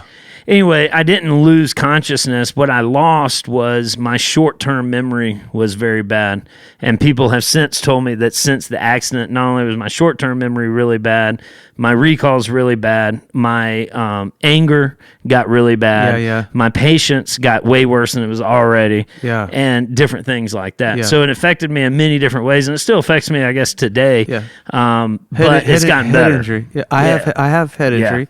When I was fucking 17, I did an endo on a bicycle. Yeah. And I face planted into the sidewalk. Apparently, according to the guy, I did it, over the handlebars, face planted in the sidewalk, bounced, and then face planted again in the street and slid out into the fucking road. He thought I was going to die from a car hitting me, but I was out. He thought I Yeah, he thought I died. the head's Yeah. nothing to fuck with, man. Yeah. And then, whenever I was younger, between getting in fights and Yeah. and getting in fights, getting hit in the face, and then doing the whole thing where you make each other pass out, Hit shit my like head that. many times skateboarding. Yeah. Yeah, I I was just- a that's why fruit looper. I I wasn't asked or a 'cause- fruit booter. I wasn't a skateboarder, but I remember the moment. I remember seeing the thing that fucking took me out. Remember? That's what I remember. I Dude, remember while seeing I was, the thing. and while I was like, there this past. Pop a wheelie and fucking bounce the back. Pop a wheelie, You can bounce still the back. see the skid mark right up into the curb where yeah. I went. Yeah. Yeah, and so I got up as soon as I got up. I looked at my buddy out because he came rolling Fucking up. makes my neck Come to hurt. find out, my buddy had lost his hat. His hat flew off, so he And so he turned stopped. around to go get his hat. Yep. And so he comes rolling up. I'm standing out in the middle, fucked up, and he's like, "Holy shit, what happened?" I hopped on his bike. I said, "Let's go." And we fucking rode off into the sunset, thankfully. And so I called back Christy. on your bike? No, Or on the bike? his bike. Oh. Yeah, I left the bike there. Yeah. I called Christy, let her know where her bike was, let her know what happened. Yeah. She went and handled her bike, got it set up, and then came. We went to his shop. He owned an auto shop, and went to his shop. And she came and she was like, "Well, let's take off your vest. Let's take off, all your stuff." And when she did, my shoulder was sticking up like this. Ooh. I couldn't hardly breathe. Yeah. Come to find out, I broke like 3 ribs. I broke this collarbone. My lung had collapsed, and then I had a head injury. Yep. Yep. And so, they kept me in the hospital for right at around a week, I want to say. Yeah. And it wasn't till my chest wall was compromised. It was something happened to my chest wall. The second day in the hospital, my lung fell.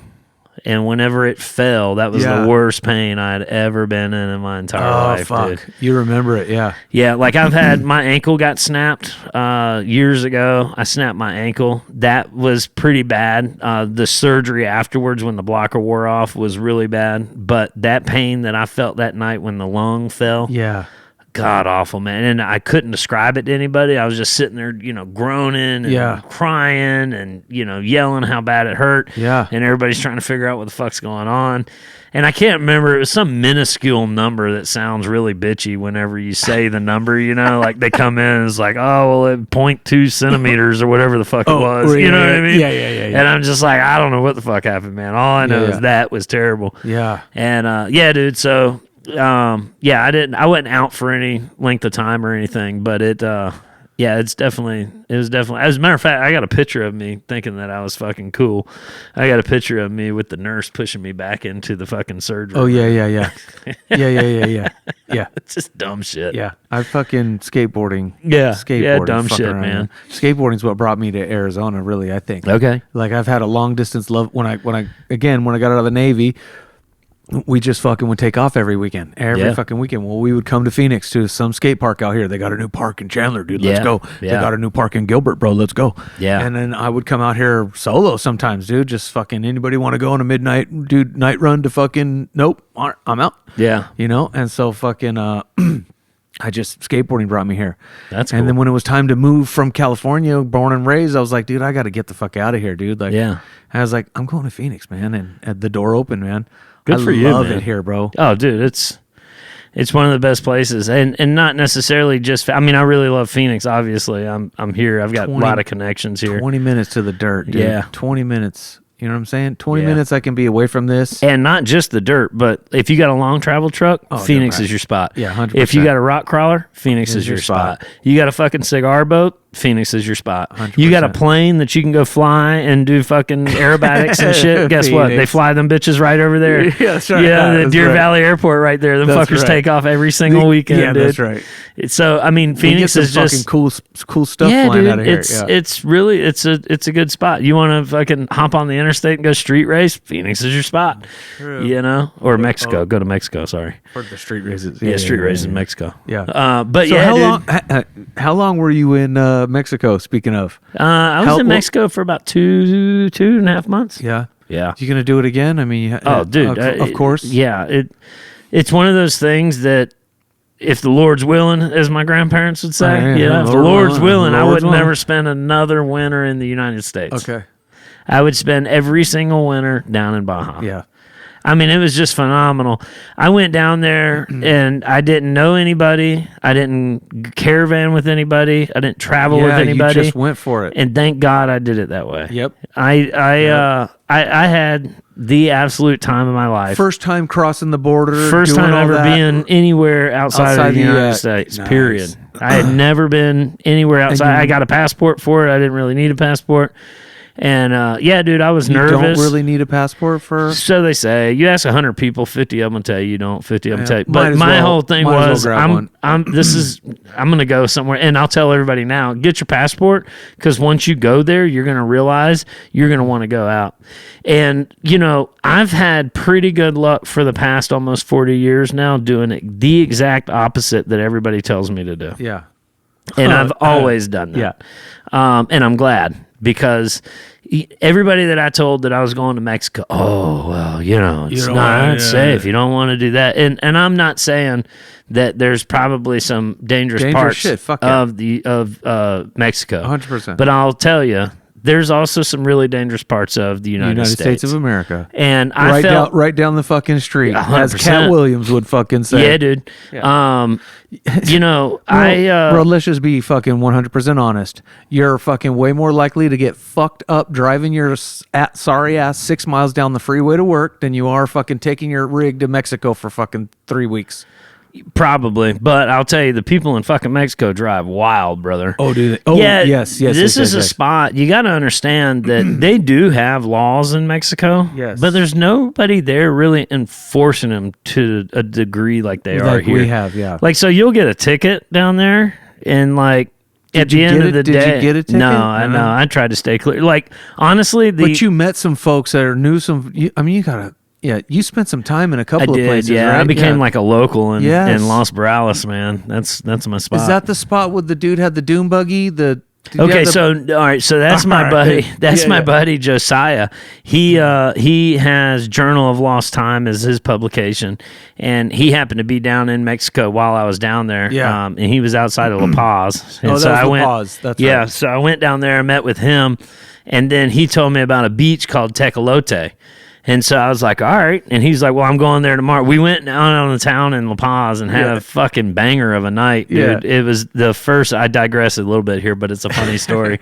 It was the first time I have ever felt uncomfortable the way that women feel uncomfortable when they have dudes that creep on them. Oh, was he?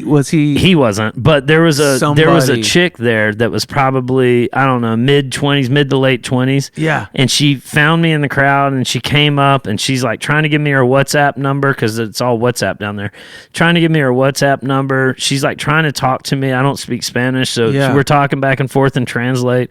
She's like, hey, what are you doing? Like this, that, and the other. You're hot, blah, blah, blah, blah, blah. And she's like wanting to talk and wanting to hang out. And I was like, oh, you know, that's cool. Sexually harassed type Bro, of deal? it was Like, the weirdest fucking shit. thing. She followed me all around that club. No way. Yeah, dude. Yeah, everywhere I went, she was Yeah, there. yeah. And so I got out of there, went to another spot, and ended up having just an awesome time. So I went to another spot, hooked up with Josiah later on that evening. We went to She want to take your money, bro. dude, I don't know why the first thing that came to my head was we went to the brothel. We didn't go to the brothel. It's gotta called a hostel, not a brothel. It's a little different. But we went to the hostel, and when we went to the hostel, there was a bunch of people there from, one was from Brazil, one was from Australia, one was from Mexico City, one was from, they were from all over the world. Yeah. And they were there in La Paz just kind of hanging out, traveling through, and they all wanted to go to the dance club. And I was like, all right, yeah, fuck yeah, I want to go to the dance. So then we ended up walking through La Paz. Dude, I ended up sleeping on the city streets of La Paz. I got back to my truck somewhere. My last video time was 1:16. Just keep talking. So anyway, 1:16 was the last video stamp on the camera whenever I went back and I found my truck. I had gotten a ride to the hostel. I had walked to the different bars and all the different places and ended up in like 4 or 5 different places. You saw in that video there, if you watched it, all the different places that I ended up. And then I finally found my truck. Thankfully, my soberness prior to going out had led me to, I've done this in the past, so, you know, it's kind of like that commercial. I know a thing or two because I've seen a thing or two. Yeah. I will forget where the fuck I parked in a minute. Been there. So what I did was when I parked, thankfully my past self had looked out for my future self, and I marked it on Gaia. And I walked back to the truck in the middle of the fucking night, got into the truck, slept on the side of the road. 9 o'clock in the morning. That was like 2 o'clock in the morning time I got in my truck. 9 o'clock in the morning, I get a message from Josiah. Hey man, you going to Tecolote today? And I was like, yeah, fuck yeah, we're still going down there. Yeah, the beach, let's do it. So I go to Tecolote. I pull up, get to Tecolote. My friend Kayla's there, and Kayla and who else was there? Someone you know from the Selena. States? Yeah, Selena Yeah. was there. Both of those folks are bus people that I've met in different events, you know, in passing, and then Yes. they're friends with other friends. Travelers. And so Selena and Kayla were both there, and Kayla comes running up. She's like, oh my God, what are you doing here? And I was Just like, randomly. yeah, I was like, dude, what are you doing here? She's like, well, I'm waiting on some dude supposed to have a dune buggy, and he's going to give us a ride. I was like, bro, that's the guy that I'm fucking waiting on. That's Josiah, you know? Yeah. And so next thing you know, here comes Josiah and the dune buggy. We hop in the dune buggy and we go have, and I said the number one thing that I wanted is, the whole time I went down to Baja, I said the number one thing is I just picture me sipping fucking margaritas next to the beach, you know? Yeah. And I didn't think that it was going to be at 11 a.m. in the morning, but it was at There 11 was. a.m. in the There morning. was. And I was sipping some beautiful margaritas, which, by the way, the margaritas there, not only were they good, not only were they fancy, but it was like $3 fucking, Yes. bro. The Modelo's, $2, $2.50. Yes. And I'm not condoning it, but if you go to a bar, you spend your $2.50 on a Modelo, and you determine that ain't really your scene, you just grab your beer, you hop in your truck, you go to the next fucking bar, and you walk in with your Modelo, and nobody says a fucking word, Oh, dude. right. Yeah, nobody says a word. Now, obviously, you don't drink and drive, Right. but it's a little different situation down there, you know.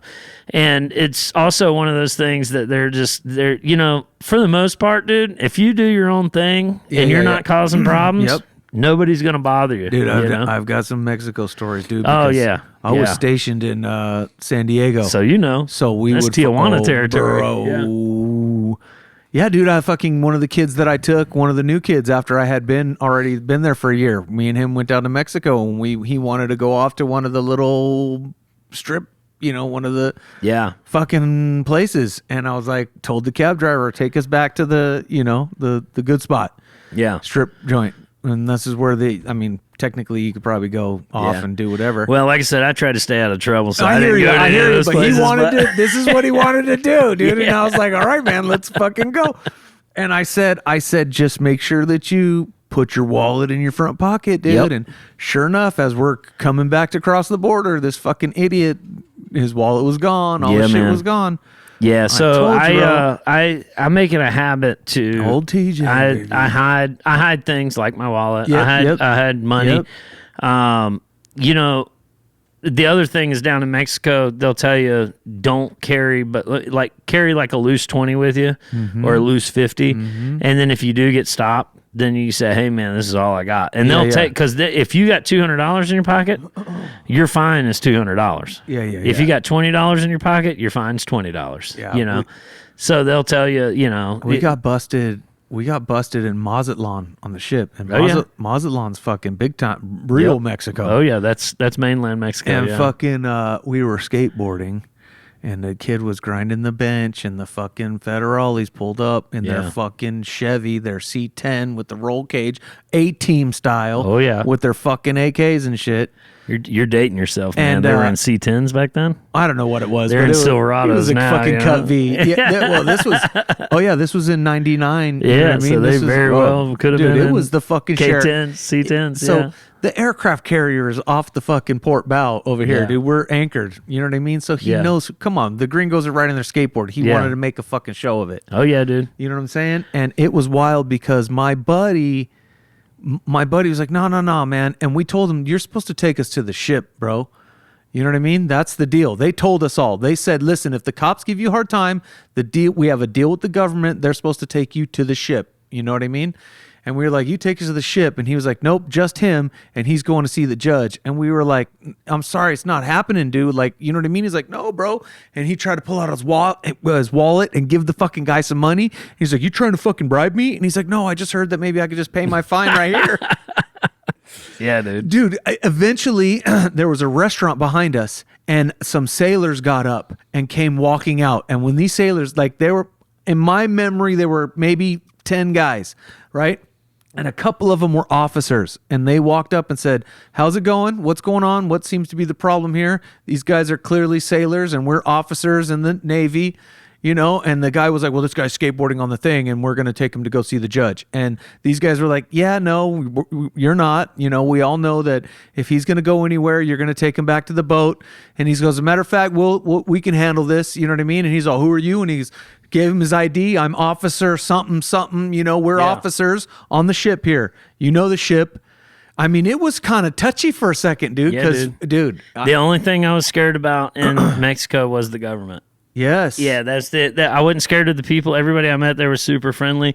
And then I talked to a guy when I was in Los Cerritos, which is on the west side of Mexico. And so the reason I ended up in Los Cerritos is I was born in Florida. And growing up in Florida, we surfed all the time. Yeah. And surfing out on the East Coast, all I ever wanted to do was go to California and go surfing. Ah. And then in my enamorment with that, I learned going down to Baja is all that California ever wanted to do. And so I was like, man, if I ever get to Baja, I got to surf in Baja. Did you surf? So I found out that the best place to go surfing in Baja on the West Coast was Los Cerritos. They got one of the best breaks out there, particularly if you're not like a pro surfer. You can surf all over, but if you're not a pro surfer, Los Cerritos is the best place to, or Cerritos is the best place to go. So I made my way down to Cerritos to go surfing. And I'll tell you that story in just a second. But anyway, at the coffee shop there, I met a guy who was about as brown as this table, and he's wrinkled up, brother. This dude was leather, dude. Yeah. And I said, he's clearly American. He asked me, you know, he saw the Tennessee tag, and he's like, you know, what's going on? You know, so I talked to him. And I said, well, how long you been here? And he said, oh, I've been here for 37 years. Oh, shit. And I said, so, and he was from California. I said, so you came down here to surf and you never left, huh? Yeah. And he said, that's exactly right. And I said, right on, dude. And I said, well, what do you do down here? You know? He's been installing solar since the 90s, which tells you why he's fucking leathered up. You know? Yeah. But anyway, so I was talking to him, and I was like, well, let me ask you a question. I said, because as somebody that's been to the United States and Mexico, you know, everybody, the first thing that you say anything about going down to Mexico is everybody's, oh, the fucking cartel's just killing people. Just randomly killing fucking people, you know? Killing people. Yeah, they're just out there just shooting them up, man. Kidnapping Just killing people. them, you know? Yeah. And so I asked him, because what I'd always believed and what I'd always thought is the same thing that I think about gang violence here in the States, which They're just is killing people. is they're not just aimlessly killing folks. For the most part, you've had to somehow or another cross them. You got involved in a bad business deal, or they're robbing you in the fucking business deal. I don't know. Mind your But business. as long as you do what you're supposed to do and you keep your head out of trouble and all that bullshit and you keep your nose out of things, then for the most part, you should be good to go. Yeah. And that's how I just always assumed. They need the tourists around as much as anybody else. So I just always assumed that the cartel was the same as the gangs and stuff that you got to deal with here in America. Right. And so I asked that guy, I said, what do you think about the cartel? He said, well, it's just a third-party political system. It's just the third party in the political system. I was like, that's interesting. aspect. Yeah. And he was like, man, he said, at the end of the day, when the police don't do their job, the cartel steps in and will take care of the streets. Oh, if you come into this town yeah. and you start showing your ass and robbing the local stores and fucking with the people and stealing and doing all this, it's fucking mafia the shit. cartel's coming to get you. You know, if the policia is not going to help you out, the cartel's going to come and get you. He said, but at the end of the day, you just do what you need to do. The cartel's not going to bother you. Right. And I was like, well, that's what I figured. But the thought that he had, the interesting outlook that I thought was it's a third party of the political system. And it's, you know, it's not the left, it's not the right. That's the third one. That's your third option. Yeah. And I thought, wow, that's a pretty good way of looking at it. No shit. So to answer your question, surfing, I'm fucking gung ho, man. I, you know, here I am in Cerritos. I'm in Baja. You know how to surf? Well, that's an interesting question. Yeah, no. Yeah, so I surfed, the last time I surfed, I was about 13 years old, which is not to, you know, date myself, but that was a little bit of time ago. And so I was like, you know, I'm going to go surfing. So I go there, and when I go there, I realize these are waves, bro. These ain't no Florida waves. These are waves. Yeah, and 6 I was footers. like, holy shit. I mean, we got some 6 footers in Florida, but these are waves. Go lay down, please. And the way that it broke, the sound that it made whenever they broke was unbelievable. Oh, yeah. And so I was just like, man, maybe instead of surfing, maybe I should bodyboard for a minute. Okay. Boogie board, as we used to call it on the East Coast. I was like, let me boogie board first. Do you know Work how to my do way that? I do know how to do that. Okay. Well, both of which little- I hadn't done since I was about 13, 14 years old. Which is And well, I take that back in. quite a while ago. I was 30 something the last time that I'd boogie board out in the Outer Banks of North Carolina, and I'd done pretty damn good at it. Okay, you know. okay. So I was like, I'll boogie board, and then I'll get the hang of it, and then maybe I'll work my way up to surfing. Yeah. Brother, I rented a boogie board for $20 for the day, and I got out there, and I felt like I was in a 2-hour-long bar fight. And when I say those waves whoop my ass. Yes. And so I was out there for what felt like 2 hours. I was out there for probably 15, 20 minutes. And it proceeded to, as I was trying to catch a wave, I went in one of the waves, grabbed the board and slammed me in the face and chipped my tooth. And as soon as it hit my tooth, I said, you know what? I'm out. Fuck this. I'm done. Yep. I went back to the amigo up on the shore. I said, here you go, buddy. He's like, you done? I said, fuck yeah, I'm done. I said, it's cerveza time. I went, got my fucking Modelo and sat right there on the beach And watched everybody else surf. Fuck yeah, dude. I was done with that shit. Oh, fuck, dude. I had no business being out there at that fucking surf break, man. It was like, man, maybe I can't surf anymore. Yeah, that's not the place you want to go as a beginner. Yeah, for sure. Large. Yeah, I haven't done that. I got my ass kicked when I was 10 in the fucking beach. And then when we were teenagers, we went back out to the beach and I got my ass kicked again. And I was like, I'm done with that. My buddy, because I skate, and so my buddy would go surf. My buddy Dave, when I was in Long Beach for a while, he was like, just come out there, bro. He's like, the surfboard is like your crutch, dude. And I was like, I'm good, dude. I'm just have no fucking desire to. Yeah. I have zero. I will go ride a concrete bowl, which I've spent the 20 years built, you know. I was like, I have no interest. It looks fun and I could appreciate it, but I'm good, dude, because I just know if I go out there, I'm gonna get my fucking ass kicked. Dude, and maybe that's I busted my ass so bad on a skateboard on a fucking vert pipe in Florida one time. I will give you kudos. You went out there. You went out there into the waves, bro. Yeah, dude. I was going to try it. So what I did instead was I went, I've got the Beer Food Fuel Fun Fund. And people were, shout out to everybody that contributes to the Beer Food Fuel Fun Fund. As a matter of fact, it's where these Bush Lattes came from tonight. Bush Lattes. But anyway, so I've got the Beer Food Fuel Fun Fund, and that is a way for people to help support the adventures by buying me a beer. I put the money towards fuel. So what is it? The beer? It's Beer Food Fuel Fun Fund. Beer, fuel. Beer, food, fuel, Food fun, first. fund. The priorities: beer, food, fuel, fun. Okay. Yeah. And so All right. I've got that, and Yes. people were like, "Oh fuck yeah, you're in Mexico, dude. Here, have a beer, have a beer, have a beer." And so they helped me out through. Honestly, they were really pivotal in my travels down to Mexico. Yeah. Because the fuel down there is very expensive. Yeah. It's much more expensive. Everybody bitches Oh, about the it's way price. more Oh expensive. yeah. Yeah, Everybody yeah, bitches yeah. about the price of gas in No, America. we've had it good, right? For years, Yeah. and it's subsidized here, so it's not subsidized down there, and you pay for it by the Liter. yeah, which is I think it's three litros to the gallon or something like that. Okay. But anyway, so it was expensive. It was very expensive in What gas. does it come out to? Just U.S. Somewhere around $7-8 at that time. This was back when gas was running $2.80 and $3.80, depending Okay. on where you were. And at that time, it was somewhere around $4 to $5 a gallon. Oh, you're right. So now it's probably 7, 8. Yeah. Yeah. But at any rate, Yeah. yeah. So I was like, you know what? I've tried my surfing. Let me go get a snorkeling setup. Okay. So I went I I went and bought a snorkeling setup. yeah. And I decided I'm going to go snorkeling instead of surfing. Way better. Way better, sort of. Right, So I went down to Los Feralas, which is the easternmost point of the east side of Baja. So right, it's the on the other other side. side. And I went down there and hung out with my buddy Mike from Drive the Globe.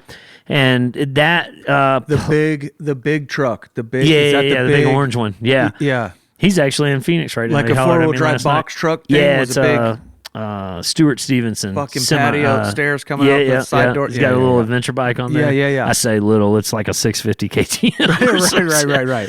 But anyway, Right. so he was down there, so I went and hung out with him down there. And while I was down there, he was like, "Yeah, it's I'm gonna say the names. Plomo something is like the state park situation, Yeah. right where he's at in Los Feralas, and it's got some of the best scuba diving in the whole Baja. Yeah. And so I didn't have a scuba gear or anything like that, but I had this snorkel, so I was like, Snorkel. "Fuck yeah, dude! I'm gonna go snorkeling. It's gonna be cool."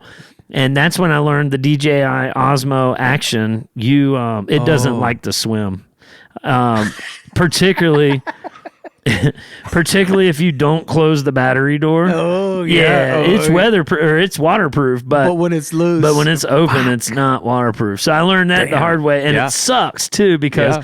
that was some of the prettiest shit I've ever seen in my life, dude. Yeah. I saw a huge shark, and when I say huge, everything that's a shark that could possibly eat you is huge whenever you see it up close. Yeah. I didn't stick around to see if it was a friendly shark or if it was no. I just dipped out. But dude, I saw all kinds of shit, and it's amazing to me as someone who, like I said, I was born in Florida. I've been in the ocean. I've been out on the East Coast. I've never had a problem with the ocean. Yeah. I've swam around dolphins. I've had sharks off in the distance, but I've never seen, because the water's not clear. Yeah. I've never seen the entirety of the life that goes on underneath So the clear water. water and Oh my fuck, God. yeah. It's so gorgeous. And it was like fish that you see like from Finding Nemo. Like, On dude, the it was, inside of on the Gulf. yeah, man. In the Gulf. It was absolutely gorgeous. The because Sea of there's- Cortez. Yeah. Yes. Yeah. Yeah. It was Yeah, absolutely, absolutely phenomenal, dude. And then 100%. whales. I got to see whales all the time. Dude, Baja's fucking... Actually, Baja sucks. Nobody needs to go down Yeah, there. fuck that. Just fucking stay Yeah. here. The fucking Don't go they're down killing there. people, dog. Every day they're killing people. They There's won't even tourists. let you cross the hate, fucking border. They hate gringos. Yeah, hate them. Fucking, yeah, stay the fuck. Particularly the ones that go down there looking for land. just stay away. Just stay away. Yeah. fuck that. But yeah, dude, Baja's it's a phenomenal place. Go there, visit it, and get the fuck out. Yeah, Save it for 100%. Don't go down there and try to fucking Dirt roads, Yeah. fucking all the way down the coast. Don't go down there and try to change it. They got a big problem with the people, the gringos, because that's what it is. It's, the gringos go down there. They want to try to buy up the place. They want to try to turn it into the next big resort. The reason that Baja is so nice is because you fuckers aren't there. Yeah, exactly. You hadn't turned it into a fucking Hilton and a resort, Wyndham and yeah. all this other bullshit. Leave it that way. Yeah, 100%. The dirtbags are out there hanging out on the beach and they're not fucking bothering nobody. Yeah, it's fucking Let them great. be. Yeah, let them You have know? their fucking spot. They got really nice it's camp the Mexican spots. Florida, right? Yeah, dude, they got really nice camp spots that you can pay Yeah. for. They got really nice resorts that you can go pay for. Let them be, man. Let those guys have their thing. But for the most part, all the other shit, just let it go, dude. A lot of dirt, right? Dirt roads. Thankfully. because that is the barrier of entry. There's a lot of areas down there that just the normal everyday people just aren't going to go. I would totally go, dude. It's great. I would totally go. Yeah. I've thought about, one of the things that I've thought about, and kind of, we were talking about, ways to make money and doing what you love. And one of the ways that I've thought about doing that is guiding trips, I'd love to go to fucking Canada, dude. Drive to fucking Alaska. Yeah, that'd be cool. I've never been up there. You're not a cold guy. Yeah. Well, not only am I not a cold guy, but I don't like bugs either. And if it's not cold in Alaska, then there's a shit ton of bugs. And then in Canada, I think I don't particularly care for their politics as much. I think I would like to tackle the cold just to fucking go do some fucking snow wheel. Yeah. Oh yeah, fuck snow wheeling. No, I got you. No, yeah, not for me. Yeah. I'd love to go on like a cruise in Alaska. Oh yeah, and see some that. Ice That'd be cool. Yeah. And one of my absolute role models. Fly in, fly out type of shit. Yeah. One of my role models and one of the guys that I just am enamored with in this world. Obviously, he's no longer living, but it's Dick Prinicky. You ever heard of this guy? No. So get on YouTube, and Dick Prinicky I think it's called Alone in the Woods, or A Cabin in the Woods, or Man in the Woods, something like that. Yeah. So long story short, I'm going to try to shorten it up as much as possible, but this guy was the very first vlogger, and they didn't even have that word yet. Yeah. Back in the 60s, I think it was. You'd have to look up the time frame. But anyway, this guy was a machinist, and something happened with the molten metal, splashed back at him, and fucked up his eyes, and he almost lost his eyesight, or he did lose some of his eyesight or something. I don't know. He decided that he said, fuck this, I'm out. He grabbed a bundle of tool heads. Now, when I say tool heads, I mean just the hammer head portion. Yeah. And just the axe head portion. Yeah, no sticks. And just no sticks. Yeah. He grabbed just the tool heads. Yeah. Flew out to Alaska. Got dropped off into the fucking wilderness, right? With nothing. Nothing. I think he had a shotgun. He had those tool heads. Yeah. He had a notebook, and he had this camera. It was like an old reel video camera. Yeah. And this when guy, was this? in the 60s. 60s, yeah. Yeah, maybe 50s. 60s, 50s, 70s, somewhere around that era. Dick Pinicky? Dick Pinicky. Pinicky. Now you got me thinking this. Now you got me fucked up. But it's Pinocchio. You said it. I'll rewind it. I said it earlier. Yeah, I'll rewind it. Prinicky. Pinicky. Anyway, so he built his own cabin out there. Yep. He built his own canoe and shit out there. With the fucking... And he videoed himself doing it the whole time. He talked to the video, and he told about, dude. Totally, dude. Set it up with his tripod. Dude, this guy's a fucking G, bro. Yeah. And he lived out there and thrived out there for many different years. And that guy is an absolute role model of mine. I just think that's the coolest fucking thing. Next to John Driggers is another one. That's a Falcon Mountain Man. Yeah. You know John Driggers, yeah? You think you could do it? What? Pull off the mountain. Go to fucking Alaska? Yeah. Absolutely not. Yeah. No, I can't do that. Okay. You could set me somewhere in like fucking... I meant just take the vehicle. You know what I mean? Clearly, Apple will get out there somewhere, dude. I'll get just out there. Park it for a while. But, dude, I will fuck around and get stuck in It's snow. cold, though. That's the thing. Yeah, I'll fuck around and get stuck in snow. Dude, I spent 3 days stuck in the side of a mountain in Oregon. In snow. Oh, fuck. My first time on the Trans-America Trail. Fuck that, yeah, dude. Stuck in the snow? Stuck. Freezing ass cold? Didn't know what the fuck to do. Yeah. At least the truck ran. You had some gas. It was a dad and a son came up there on four-wheelers, and I had wrote "stuck, please help" on the back window and some with that window chalk stuff. Okay. And the guys came up as I was cooking coffee, and they were like, "Dude, how fucking long have you been out there or out here?" And I was like, "About 2.5 days." You know? And he's like, "Man, nobody comes up here during this time of year." Which is what's funny about that is, I left South Carolina. Is this in Apple? In Apple, yeah. I left South Carolina. I didn't even bring a coat whenever I left. It was April. Freezing cold. Yeah, it was April. Yeah, the only deadline that I had was to get to Denver for 420. Yeah. And so I dipped out. It was 90 something degrees in South Carolina whenever I left. And everybody was like, well, it just sucks you're going this early in the year because the snow and this, that. And I was like, ain't no fucking snow. What are these fucking people talking about? And then Christy's mom was like, hey, I just worry about you getting cold. You know, I was like, it's fucking 90 degrees outside. Well, I didn't realize that once you get up, dude, I got stuck in the snow up on Last Dollar Road in Telluride. I got stuck in the snow early on in Oregon, and then I got stuck in the snow, like I said, for almost 3 days in Wolf Mountain in Oregon. And yeah, dude, me in the snow. No friends. No go. We're not friends. I hear you. Yeah, I don't do the snow. Yeah. Fun to look at. I would just go do it just to do it. Yeah, not my thing. Yeah. Matter of fact, and I would say maybe I wouldn't go do it alone. Maybe with a couple of dudes on a trip. But I like the couple of dudes trip. Yeah, it sounds gay. Yeah, I suppose. But there, you might get yourself into a little more trouble. Fucking. Well, because then you get ballsy, right? Yeah. Like anytime I'm wheeling with other people, like I do far more ballsy shit whenever I'm wheeling with other people. That's what I mean. So I've got a rule, like Moab, for example. Yeah. Whenever I go to Moab, if there's no snow on the LaSalle's, then that means it's okay to go. No, that means it's time to leave Moab because the snow's melted, which means it's about to get really hot in Moab. Yeah. And then once the snow comes back to the LaSalle's, if I'm in Moab and it starts to snow in LaSalle, it's time to go because it's about to get cold. I got the same rule with Pikes Peak in Colorado.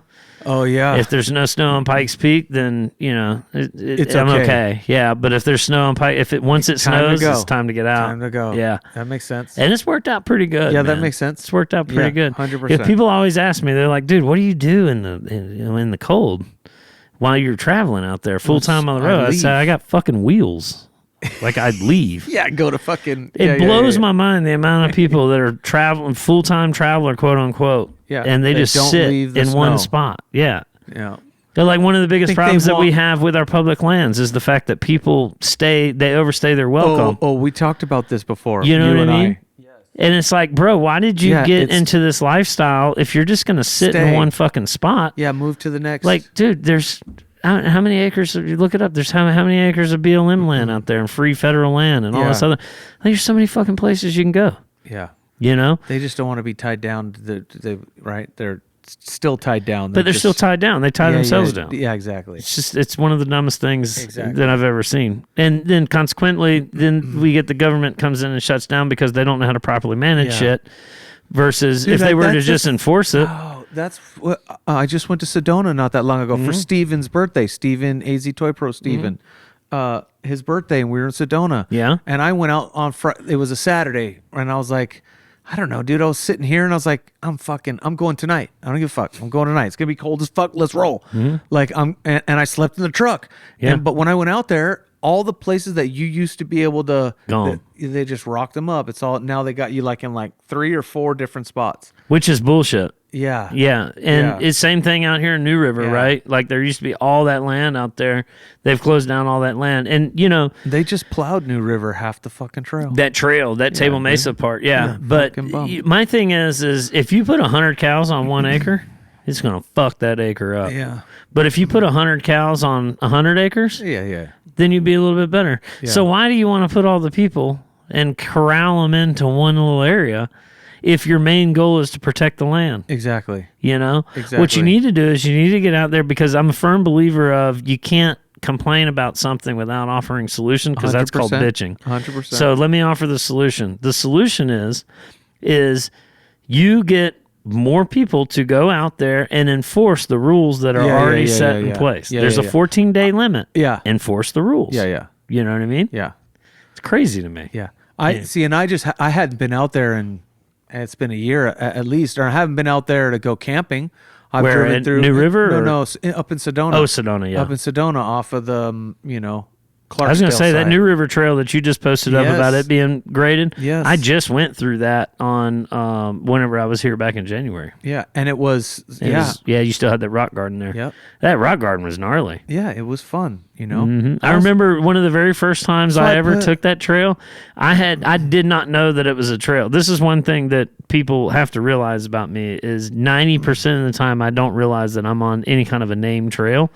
The way that I find things is I look at my Gaia And I said, "Oh shit! It looks like there's a road That goes- like a yeah. trail or Yeah. an Yeah, unimproved road that goes from here to there." Yeah. And so I was out there.